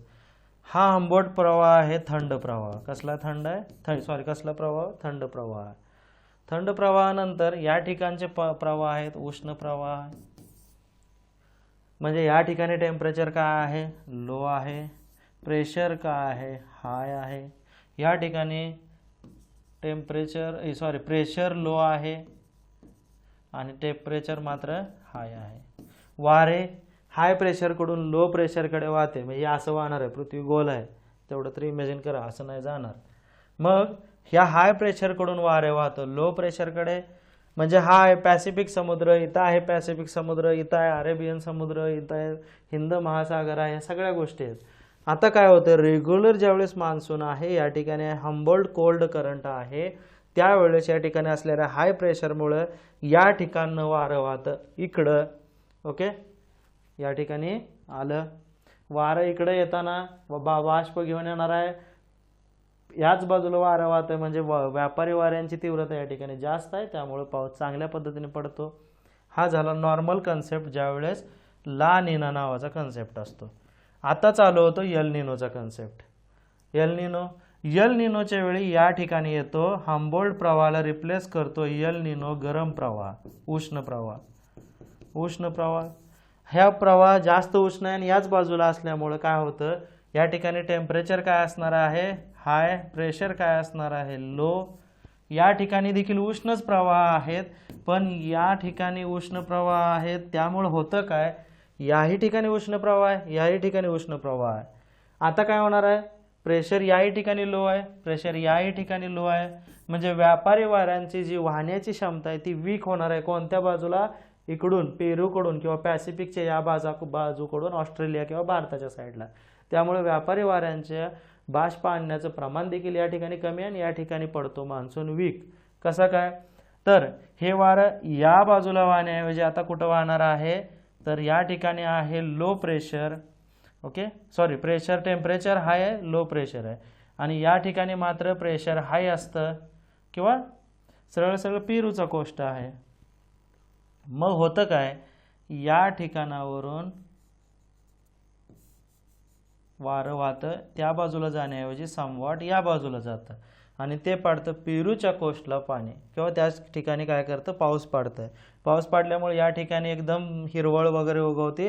म्हणून ज्या काळामध्ये यल निनो असतो त्याला आपण म्हणतो चाइल्ड क्रिस्ट किंवा ख्रिस्ताचं आगमन, कारण या बाजूला त्या ठिकाणी पाऊस पडल्यामुळे ग्रीनरी तयार होते. पण याचा एक डिसएडव्हान्टेज यांना असतो की मासेमारीवर वगैरे त्यांचा इफेक्ट होतो. तर हे लक्षात आलं. ट्रेड विंड्स वीक होतात यल निनोच्या काळात, कारण या ठिकाणी यल निनो हा उष्ण प्रवाह अस्तित्वात येतो आणि त्याच्याऐवजी वारे पेरूच्या साईडला त्याच किनारपट्टीवर पाऊस पडते, चिली, पेरू या किनारपट्टीवर. हा थोडक्यात त्या ठिकाणी कन्सेप्ट आहे यल निनो ला निनोचा. आता अजून पुढे अजून बघू आपण ते डिटेलमध्ये. यल निनो ला निनो समजलं. यल निनो इक्वाडोर व पेरू या दक्षिण अमेरिकेच्या देशाच्या पश्चिम किनाऱ्यावर काही वेळा निर्माण होणाऱ्या गरम पाण्याच्या प्रवाहांना आपण काय म्हणतो, यल निनो म्हणतो. यल निनो या स्पॅनिश शब्दाचा अर्थ आहे लहान मुलगा किंवा ख्रिस्ताचे मूल. एक प्रकारे आविष्कार, म्हणजे त्या ठिकाणी हिरवळ वगैरे अशा गोष्टी तयार होतात. आणि त्यावेळेस मात्र यल निनोच्या आगमनानंतर भारताकडच्या बाजूला किंवा इंडोनेशिया, ऑस्ट्रेलिया यासारख्या ठिकाणी एक प्रकारे आपल्या बाजूला दुष्काळ पडतो. ओके, आणि याच कन्सेप्टला आपण म्हणतो साऊदर्न ऑस्युलेशन किंवा दक्षिण हेलकावा. दक्षिण हेलकावा कन्सेप्ट थोडक्यात समजला. पुढं पण अजून मी रिव्हिजन घेताना ते सांगेन. त्याच टायमाला ला निनो जर हा उलटा यल निनोच्या, हा स्पॅनिश शब्द आहे, त्याला लहान मुलगी म्हणतात. यल निनो म्हणजे मुलगा. आणि यावेळेस मात्र मान्सून विंड एकदम चांगल्या पद्धतीने असतात, कारण त्यावेळेस हम्बोल्ट हा करंट पेरूच्या, थंड करंट पेरूच्या बाजूला असतो आणि तिकडून वारे इकडे येतात. ओके, जे स्ट्रीमचा कन्सेप्ट आपण मगाशीच सांगितला ईस्टर्ली वेस्टर्ली नोट्समध्ये. ओके, आता यल निनोच्या संबंधित अजून एक कन्सेप्ट आहे ताहिती डार्विन. हे दोन ठिकाण आहेत, त्या दोन ठिकाणांवरनं हा कन्सेप्ट आहे, ज्याला आपण म्हणलो होतं साऊदर्न ऑस्युलेशन. त्या साऊदर्न ऑस्युलेशनच्या ह्याच्यामध्ये दोन असतं, पॉझिटिव्ह आणि निगेटिव्ह साऊदर्न ऑस्युलेशन. ओके, आता बघा, ताहिती हे पॅसिफिकच्या साईडला आहे आणि डार्विन हे आपल्या ऑस्ट्रेलियाच्या साईडला आहे. टेम्परेचरच्या ऐवजी जर तुम्ही प्रेशरच्या अँगलनं याचा विचार केला की ज्या वेळेस ला निना, यल निनो नाही, ला निना हा रेग्युलर त्या ठिकाणी असलेला करंट आहे, जो कसला आहे, कोल्ड आहे. कोल्ड करंट असल्यामुळे त्यामधलं टेम्परेचर हे कमी, प्रेशर जादा. मग ज्या वेळेस रेग्युलर वेळेस प्रेशर ॲट ताहिती आणि प्रेशर ॲट डार्विन यामध्ये बघितलं, समजा या ठिकाणचं प्रेशर असेल जादा, हे जादा आहे, हे कमी आहे, ह्याचा अर्थ यांची वजाबाकी काय येणार आहे, पॉझिटिव्ह येणार आहे. म्हणजेच त्यावेळेस ला निनामध्ये चांगला मान्सूनचा हे असणार आहे, त्याला आपण म्हणतो पॉझिटिव्ह साऊदर्न ऑस्युलेशन, जे चांगलं असतं. ओके, आणि निगेटिव्ह साऊदर्न ऑस्युलेशन म्हणजे हे प्रेशर ॲट ताहिती आहे आणि प्रेशर ॲट डार्विन. ज्यावेळेस यल निनो कन्सेप्ट येतोय त्यावेळेस त्या ठिकाणी एक हॉट करंट येतोय. हॉट करंट असल्यामुळे तिथलं टेम्परेचर हाय आहे, प्रेशर लो आहे आणि या ठिकाणचं प्रेशर हाय आहे. ही वजाबाकी कमी मधून जास्त केल्यावर निगेटिव्ह येणार आहे. This is called as negative southern oscillation and leads to the drought in the Indonesia, Australia, India आणि फ्लड इन चायना. मात्र चायनात पूर येईल. पण या ठिकाणी यल निनोचा इफेक्ट इंडियावर असा होतो. ताहिती डार्विनचा कन्सेप्ट समजला. ओके, चला आता भरपूर आपण डिटेलमध्ये घेतलेला आहे. यल निनो, ला निनो हे तर याच्यावरच तुम्हाला प्रश्न सुटतील. आता आवर्तन प्रत्यावर्तन क्लायमेटमध्ये कन्सेप्ट आहे सायक्लोन, अँटी सायक्लोन. ओके, एखाद्या प्रदेशात विशिष्ट कारणाने मध्यभागी जर हवेचा दाब कमी असेल आणि बाजूला जर जास्त असेल त्याला आपण म्हणतो आवर्त किंवा सायक्लोन. म्हणजे या ठिकाणी परत काय आहे, वारा आहे ते म्हणजे सभोवताली हवेचा जास्त भार आणि कमी, आणि त्यामुळे जास्त दाबाकडून कमी दाबाकडे वारा जाणार आहे. Anticyclone having high pressure at the centre and low pressure around periphery it is called as anticyclone. Okay. यांचा विस्तार असेल तर उष्णकटिबंधीय जर आपल्या भागामध्ये सायक्लोन आहेतच, त्या ठिकाणी लहान असतात, आकाराने कसे असतात, लहान असतात.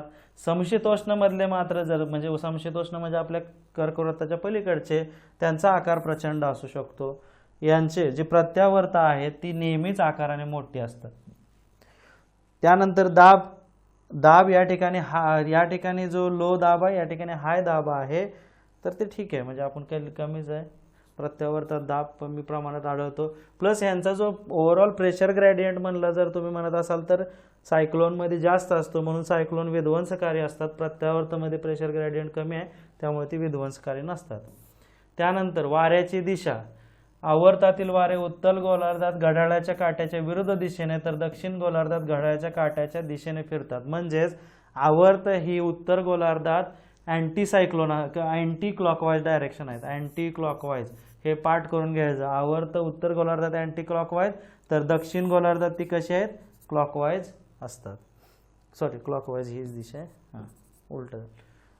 उत्तर गोलार्धात अँटी क्लॉकवाईज आणि दक्षिण गोलार्धात क्लॉकवाईज.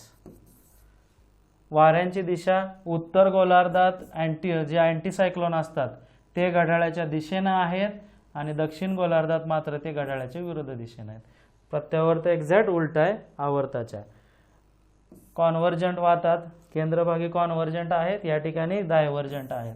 म्हणजे सिंपल आहे की लो असल्यामुळे या ठिकाणी येतात केंद्राकडे, त्याला म्हणतो केंद्रभागी कॉन्व्हर्जंट, आणि केंद्रापासून दूर जात आहेत कारण हाय इकडे प्रेशर इकडे लो आहे, त्याला म्हणतो आपण डायव्हर्जन, आवे. पुढे आघाडी असेल तर बऱ्याच वेळा आवर्ते आघाडी फ्रंट म्हणून असतात. Polar front, cold front, hot front. जेव्हा कोल्ड फ्रंट हॉट फ्रंट एकत्र येते त्यावेळेस या आवर्तांसारख्या गोष्टी घडतात, ते एकमेकांमध्ये हे होण्यासाठी मिक्स. आणि प्रत्यावर्तात मात्र फ्रंट आढळत नाही. तर प्रवास मार्गावर एक प्रश्न येऊ शकतो. आपल्या इथलंच उदाहरण घ्यायचं. समुद्राकडून बंगालच्या उपसागराकडून ते कुठे येत आहेत, बांगलादेश, पश्चिम बंगाल, ओडिसा या बाजूला आवर्ते येतात. म्हणजे ती दिशा कोणती आहे बंगालच्या उपसागराची. आता दोन दिशा फक्त बघा, हे भारत, हा बंगालचा उपसागर, हा कुठं आहे, पूर्वेला आहे. त्याच्या मानानं हा कुणीकडे आहे, त्याच्या पश्चिमेला आहे. आता हे पश्चिम बंगाल पूर्वेला, हे नका डोक्यात घेऊ इंडियाचा मॅप. ओके. तर हे काय येतात, इकडे येतात. म्हणजे आवर्तांची दिशा ही पूर्वेकडून पश्चिमेकडे असते. ओके. उष्णकटिबंधामध्ये आवर्ताची दिशा कुणीकडे आहे, पूर्वेकडून पश्चिमेकडे. तर समशीतोष्ण कटिबंधामध्ये आवर्ते पश्चिमेकडून पूर्वेकडे जातात, वर समशीतोष्णकडे. आणि प्रत्यावर्तचा प्रवास मार्ग हा आवर्तांप्रमाणेच एक्झॅक्ट असू शकतो. प्रत्यावर्त हे नेहमी आवर्ताच्या मागोमाग तसेच पश्चिमी वाऱ्याबरोबर प्रवास करतात. मात्र ते उपोष्ण कटिबंध म्हणजे आपल्या वरच्या बाजूला ते स्थायी स्वरूपाचे असतात, त्यांना एक्झॅक्ट प्रवासाची दिशा नसते. पर्जन्य या ठिकाणी ऑब्व्हियसली जोरदार वृष्टी येणार आहे, आपल्याला माहितीच आहे. वादळ येताना या ठिकाणी क्वचित पर्जन्य पडतं कारण इतका त्यांचा इफेक्ट येत नाही अँटीसायक्लोननं. कोरडी आणि स्वच्छ हवा असते. आवर्त हे वाईट हवामानाचे प्रतीक आहेत. प्रत्यावर्त हे चांगल्या हवामानाचे. आवर्ताचा वेग जास्त, यांचा वेग कमी. आवर्त प्रत्यावर्त सायक्लोन अँटीसायक्लोन डिफरन्स समजला. ओके, रिवाइज करून घ्या. आता ह्युमिडिटीबद्दल पण काय कन्सेप्ट येतात. ह्युमिडिटीमध्ये दोन महत्त्वाचे आहेत, ॲब्सोल्यूट ह्युमिडिटी आणि रिलेटिव्ह ह्युमिडिटी, निरपेक्ष आणि सापेक्ष. जर हे सिंपल आहे की आत्ता सध्या यामध्ये वातावरणामध्ये किती पाणी आहे, किती ह्युमिडिटी आहे ते डायरेक्ट मोजणे म्हणजे ॲब्सोल्यूट ह्युमिडिटी. निरपेक्ष म्हणजे रिलेटिव्ह म्हणजे याला म्हणतो आपण निरपेक्ष.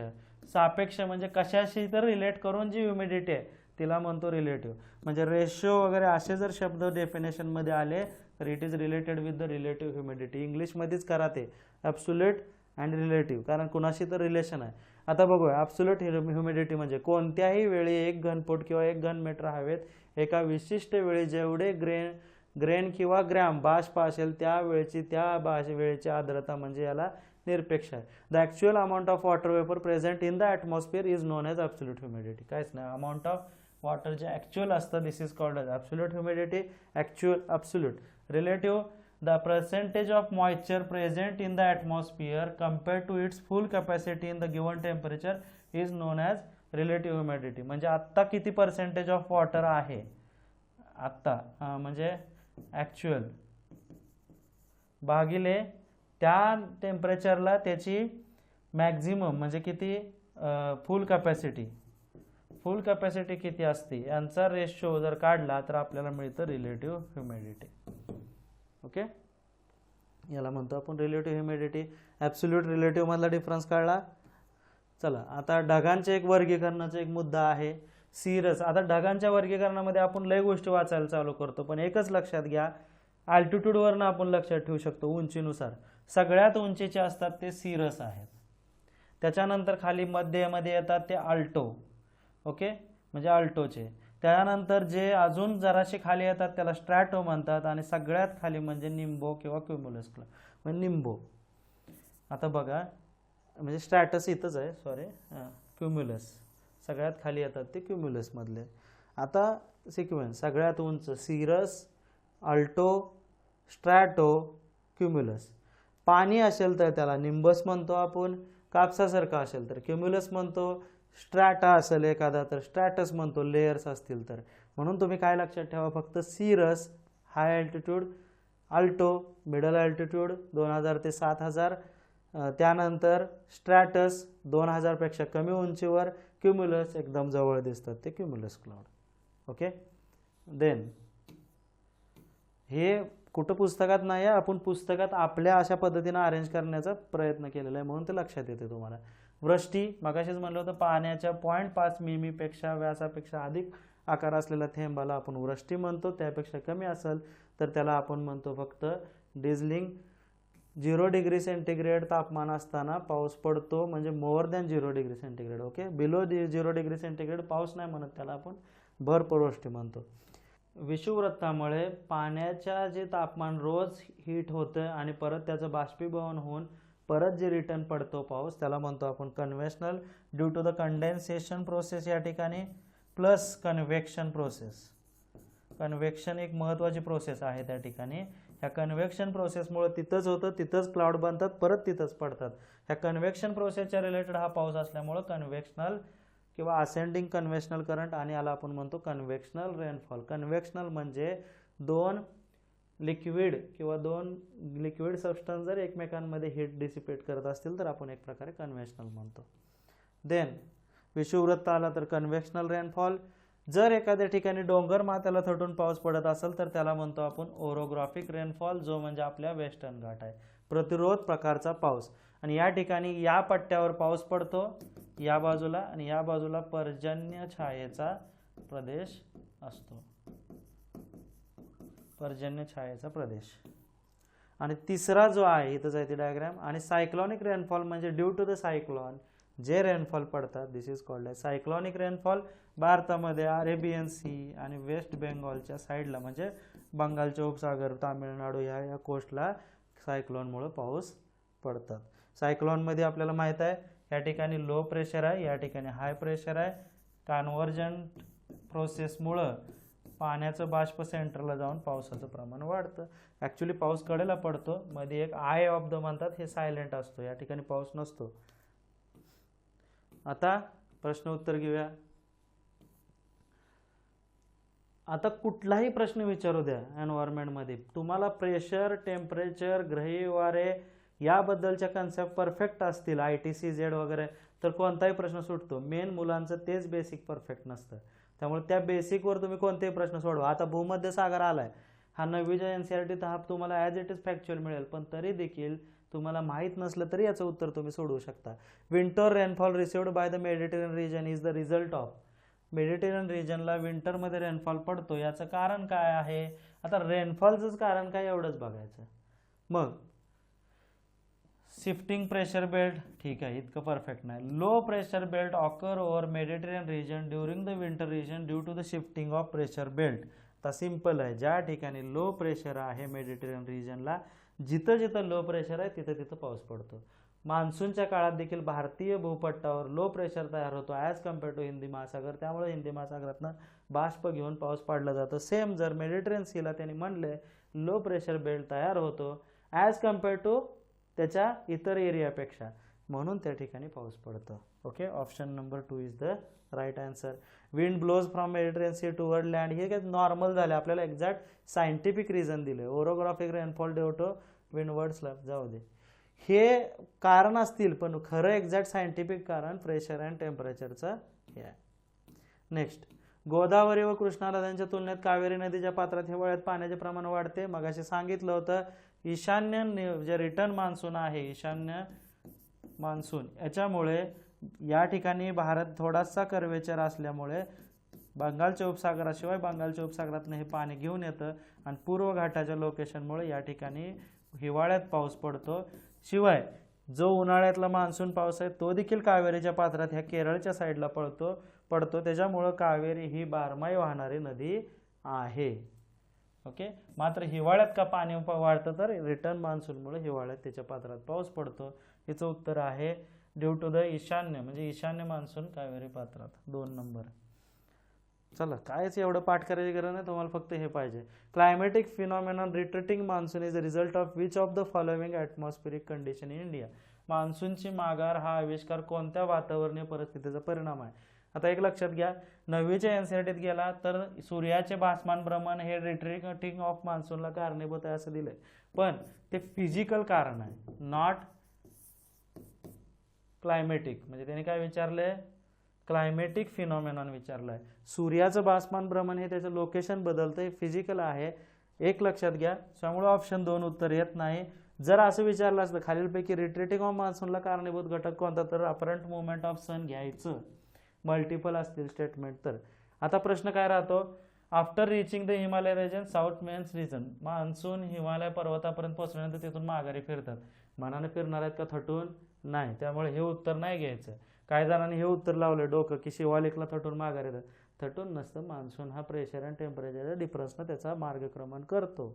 त्यामुळे हिमालय पर्वतरांगापर्यंत पोहोचलो आता चला माघारी असं काय त्याचं टार्गेट नाही. भारताच्या वायव्य भागाकडून आग्नेय भागाकडे उच्च वायुभार पट्ट्याचा होणारा विस्तार, इथं विस्तार शब्द आहे, थांबूया जरा वेळ. भारतीय उपखंडात निर्माण होणारी वायुभारातील भिन्नता हे आहे, पण हे जनरल वाक्य आहे. मग एक्झॅक्ट उत्तर जातो ऑप्शन नंबर 3. याचं मला एक एक्झॅक्ट उत्तर वाटतं की मी कायम आयोगाच्या या उत्तरावर ऑब्जेक्शनच घेत आलोय. फक्त आयोगाने यापूर्वी फॉरेस्टला विचारला, मग राज्यसेवेला आला, म्हणून देखील 3 कंटिन्यू राहिले. पण एक लक्षात घ्या, इथं आयोगानं काय विचार केलाय प्रश्न सेट करणाऱ्यांना, की हाय प्रेशर बेल्ट यापूर्वी मान्सूनच्या काळात या ठिकाणी होता लो, हिंद महासागरवर होता हाय, हे तुम्हाला माहित आहे. म्हणजे हायकडून लोकडे जात होते त्यावेळेस मान्सून पडत होता. पण आता काय सांगितलंय की या ठिकाणचा जो लो प्रेशर आहे तो डिसिपेट होऊन या ठिकाणी कोणता आला, हाय प्रेशर. पण ॲज कम्पेअर टू या एरियापेक्षा या ठिकाणी लोच आहे, म्हणून इकडे रिट्रीटिंग ऑफ मान्सून सुरू झाला. फक्त त्यानं काय केलंय, इंडियाला एक ब्रॉड कन्सेप्ट गृहीत धरून, सूर्य खाली गेलाय असं गृहीत धरून, expansion of high pressure belt over north western part two the south eastern part, म्हणजे ह्या सगळ्याच पट्ट्यात हाय प्रेशर बेल्ट येतो असं त्यानं उत्तर दिलंय. आणि त्यानंतर जो खाली श्रीलंकेच्या खाली वगैरे आहे त्या भागामध्ये लो प्रेशर, त्याच्यामुळे रिट्रीटिंग ऑफ मान्सूनच्या वेळी इथं पाऊस पडतो. पण वास्तविक एक्झॅक्ट सिच्युएशन काय असते की तिबेटच्या पठारावर हाय प्रेशर तयार होतं थंडमुळं, आणि जे आपलं बंगालचं उपसागर आहे त्या ठिकाणी मात्र ॲज कम्पेअर टू तिबेटचं लो प्रेशर असतं इंडियापुरता विचार केला तर, आणि त्यामुळे तिकडून पाऊस येतं. तर ह्याचं असं पण वाक्य पाहिजे होतं, due to generation of high pressure belt over Tibetan plateau और western side northern side of India and low pressure over the bay of Bengal. Okay, पण असू द्या, 3 निघतंय थोडंफार इंटरफरन्सना. चला, आता परत आपल्याला विचारलेत वारे. सहारा वाळवंटामध्ये कोणता आहे, तुम्हाला जे माहित आहे बघा, इराणचं सेमून आपल्याला माहित आहे, सीला 2, मग हे 2 उडले. ग्रीसचं सिरको, आल्प्समध्ये कुठला आहे, फॉन आल्प्समध्ये, डीला 1. चला, यावरनं उत्तर मिळालं, फक्त टॅली करा. सहारा वाळवंट 4 खमसीन, आणि ग्रीसचं सिरको 3. सो ऑप्शन नंबर 2 पाठ करून ठेवायचे, ते वारे मॅपवरनं पण करायचं. उपोष्ण कटिबंधीय उच्च दाब पट्ट्याकडून विषुववृत्तीय कमी दाब विभागाकडे वाहणाऱ्या वाऱ्यांना काय म्हणतात? The wind blowing from sub tropical high pressure belt toward the equatorial low pressure area. सोपा प्रश्न, काय म्हणतो आपण? ट्रेड विंड, जे उच्च दाबाकडून विषुववृत्तीय लो दाबाकडे, आणि ते वरच्या बाजूला वाहतात ते अँटी ट्रेड विंड. ह्यालाच आपण म्हणतो easterly wind, Easter line. Okay, Easter lines पण याला म्हणतो. किंवा अजून कुठलं नाव आहे? ईशान्य व्यापारी वारे आणि आग्नेय व्यापारी वारे. पण मेन ट्रेड विंड हे ब्रॉड कन्सेप्ट आहे. भारतामध्ये मोसमी वारे वाहण्यासाठी कोणती स्थिती कारणीभूत आहे? भूमिखंडाचा विस्तृत भाग. यस. तिन्ही बाजूचा असलेला समुद्र. ऑब्विसली 3 ते 40 पट्ट्यात जेस्ट्रेमचे अस्तित्व. ते अस्तित्व कुठे गेलंय? तिबेटकडे. कुठला आहे हा? वेस्टर्ली जेस्ट्रीम आहे. So all of the above is the answer. Chinook वाऱ्यासंबंधित योग्य विधाने कोणती आहेत? हे वारे रॉकी पर्वतावरून वाहतात. बरोबर आहे चिनूक. हे वारे स्थानिक प्रकारचे आहेत. यस. हे वारे आल्प्स पर्वत. आल्प्सचा काय संबंध? युरोपकडे. आल्प्समध्ये आपण फॉन म्हणू शकतो, तर स्ट्रॉल म्हणू शकतो. फॉन नाही, स्ट्रॉल म्हणू शकतो. ते वारे वाहतात. हे वारे राईन नदी पण युरोपमध्ये. सो याचा संबंध संपला. Option number A and B. 1 number. आपल्याला काय विचारलं आहे? बरोबर नाहीत विचारलेलं आहे. हे गडबड करू नका पेपरमध्ये. मी आता गडबडीत सोडवायला लागलोय. बरोबर नाहीत विचारले, त्यामुळे हा 2 मार्क माझा गेलेला आहे. सी अँड डी बरोबर नाहीत. आणि मग परत टेन्शन घ्यायचं नाही. त्यामुळे 2 तास आहेत, शांतपणे सोडवायचं. दिलेल्या नकाशाचे अवलोकन करा आणि वाहणाऱ्या वाऱ्यांचा योग्य पर्याय निवडा. आता अवलोकन करा आणि हे इकडून यायला लागलेत. काय एवढा विचार करायचा? कुठले आहेत रे? ईशान्य मान्सून वारे. त्यानंतर विधान अ व ब यांचे परीक्षण करून योग्य पर्याय निवडा. सौरशक्तीपासून येणाऱ्या उष्णतेपैकी 35% उष्णतेचा पृथ्वीचा पृष्ठभाग वातावरण तापण्यास उपयोग होत नाही. बरोबर आहे ना? 65% खाली येते ॲटमॉस्फिअरमध्ये, 27% ढग, 2% आल्बिडो, 6% रिफ्लेक्टेड होऊन जाते. त्यानंतर अ बरोबर आहे. हवेच्या अणू, लहान धूलिकण, ढगांचा पृष्ठभाग यापासून विकिरण व परावर्तन क्रियेमुळे ऊर्जा लहरी आकाशात रिटर्न पाठवले जाते. दोन्ही विधाने बरोबर आहेत. खालीलपैकी योग्य विधाने ओळखा. विशिष्ट तापमानावर ठराविक आकारमानाच्या हवेत असलेले बाष्पाचे प्रमाण म्हणजे त्या हवेची सापेक्ष आर्द्रता होय. आता the weight of the water vapour per unit volume of air at specific temperature is called as relative humidity. Check करूया. Then specific humidity is the ratio of air water vapor content to its water vapor capacity at the given temperature. आता एक लक्षात घ्यायचं, ratio हा शब्द आला तर ती स्पेसिफिक ह्युमिडिटी नसते. ओके, निरपेक्ष म्हणजे ऑब्सोल्यूट ह्युमिडिटी नसते. हे मी तुम्हाला आधीच सांगितलं. विधान ब चुकीचं आहे. विधान अ, विशिष्ट तापमानावर ठराविक आकारमानाच्या हवेत असलेले बाष्पाचे प्रमाण म्हणजे त्या हवेची सापेक्षता. म्हणजे तसं नाही आहे, प्रमाण नाही विचारलं. विशिष्ट तापमानावर ठराविक हवेत असलेले बाष्पाचे प्रमाण म्हणजे त्याला आपण म्हणतो निरपेक्ष.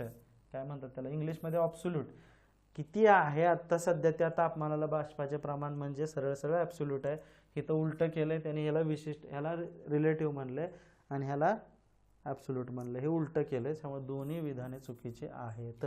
दोन्ही विधाने नीट बघून घ्या.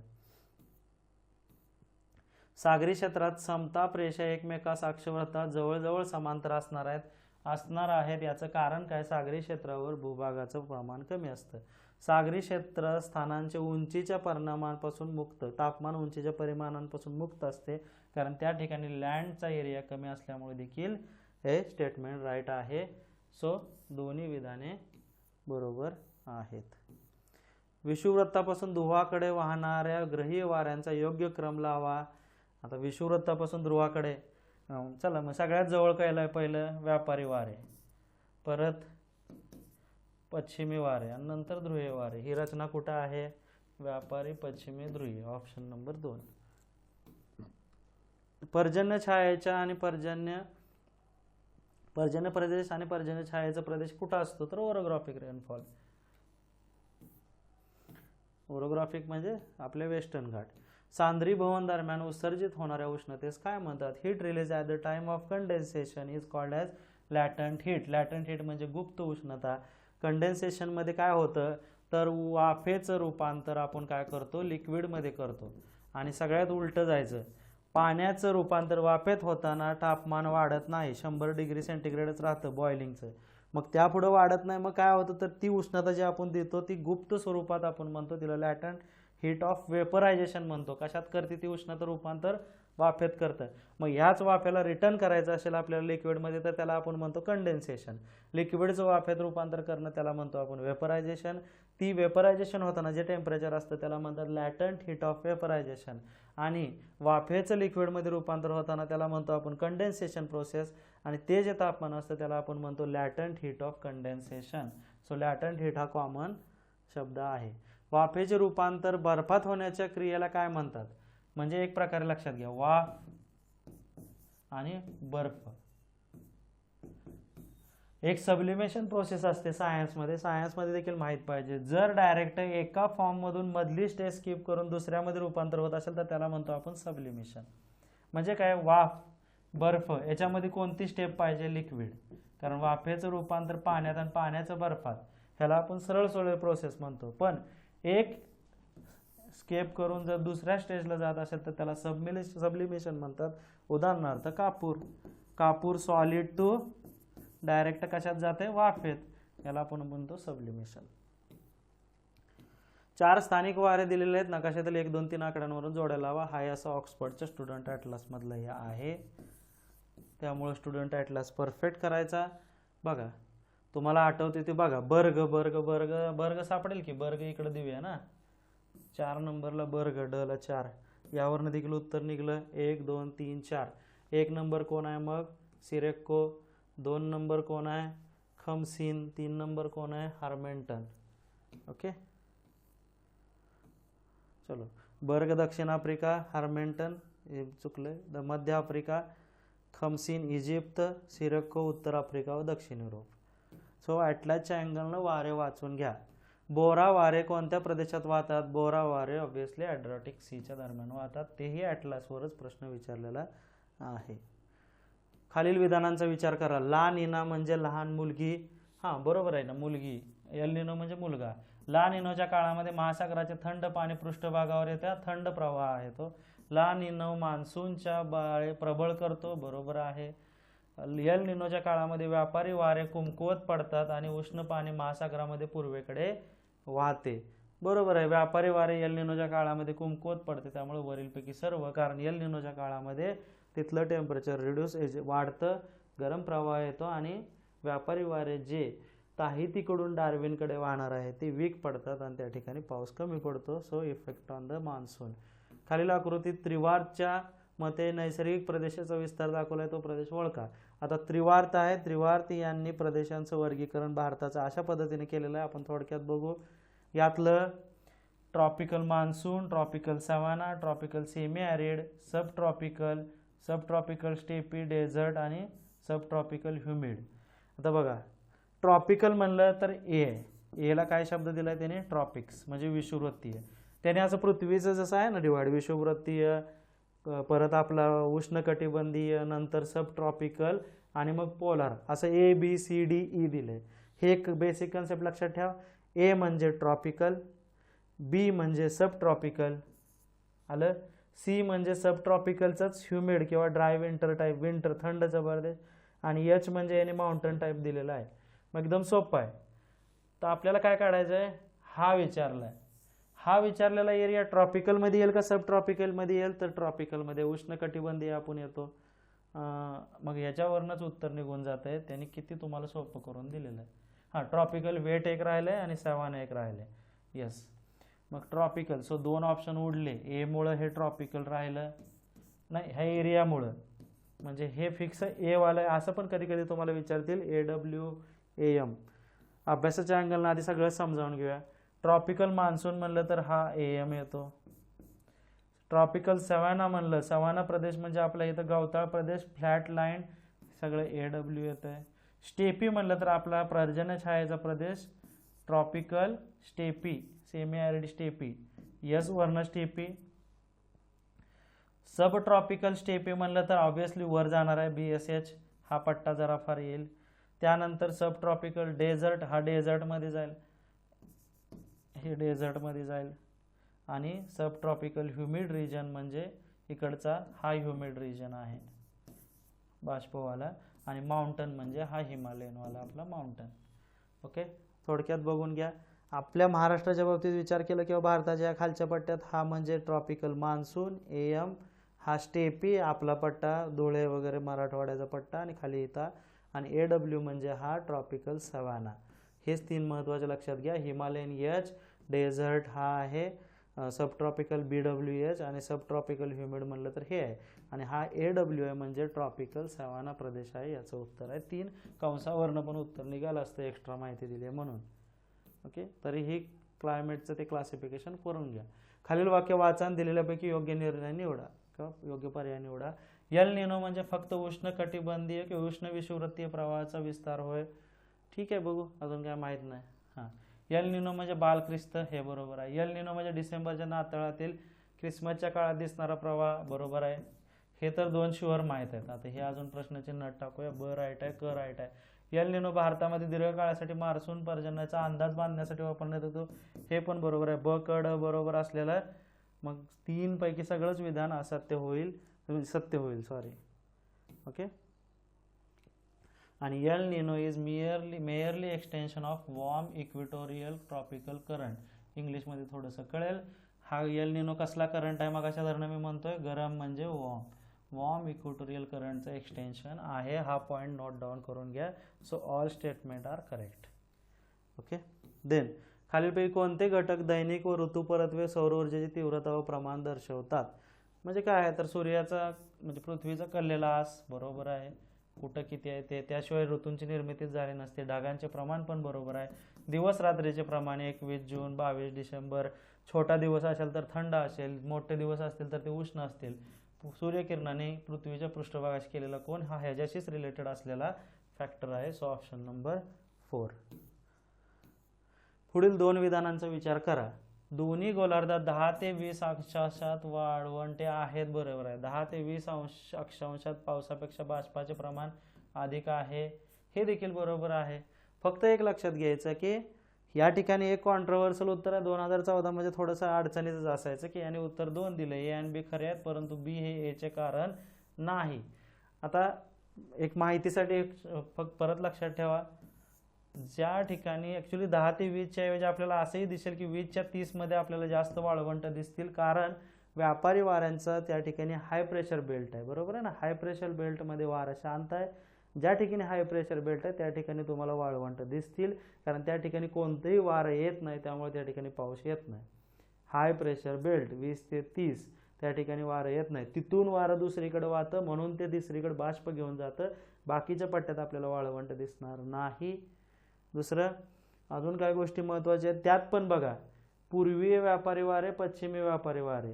पूर्वीय व्यापारी वाऱ्यांमध्ये जिथं ज्या वाऱ्यांचं ओरिजिनेट इकडं आहे, तर इथं येताना ह्या ठिकाणी ते पाऊस पाडतील, पण त्या राजस्थानची साईडला पाऊस पाडणार नाहीत, कारण त्यांचं ओरिजिन असं आहे, बरोबर आहे ना. पूर्वीय व्यापारी वारे देशाच्या पश्चिमेच्या साईडला कोणत्याही पाऊस पाडणार नाही, पूर्व साईडलाच पाडणार आहेत.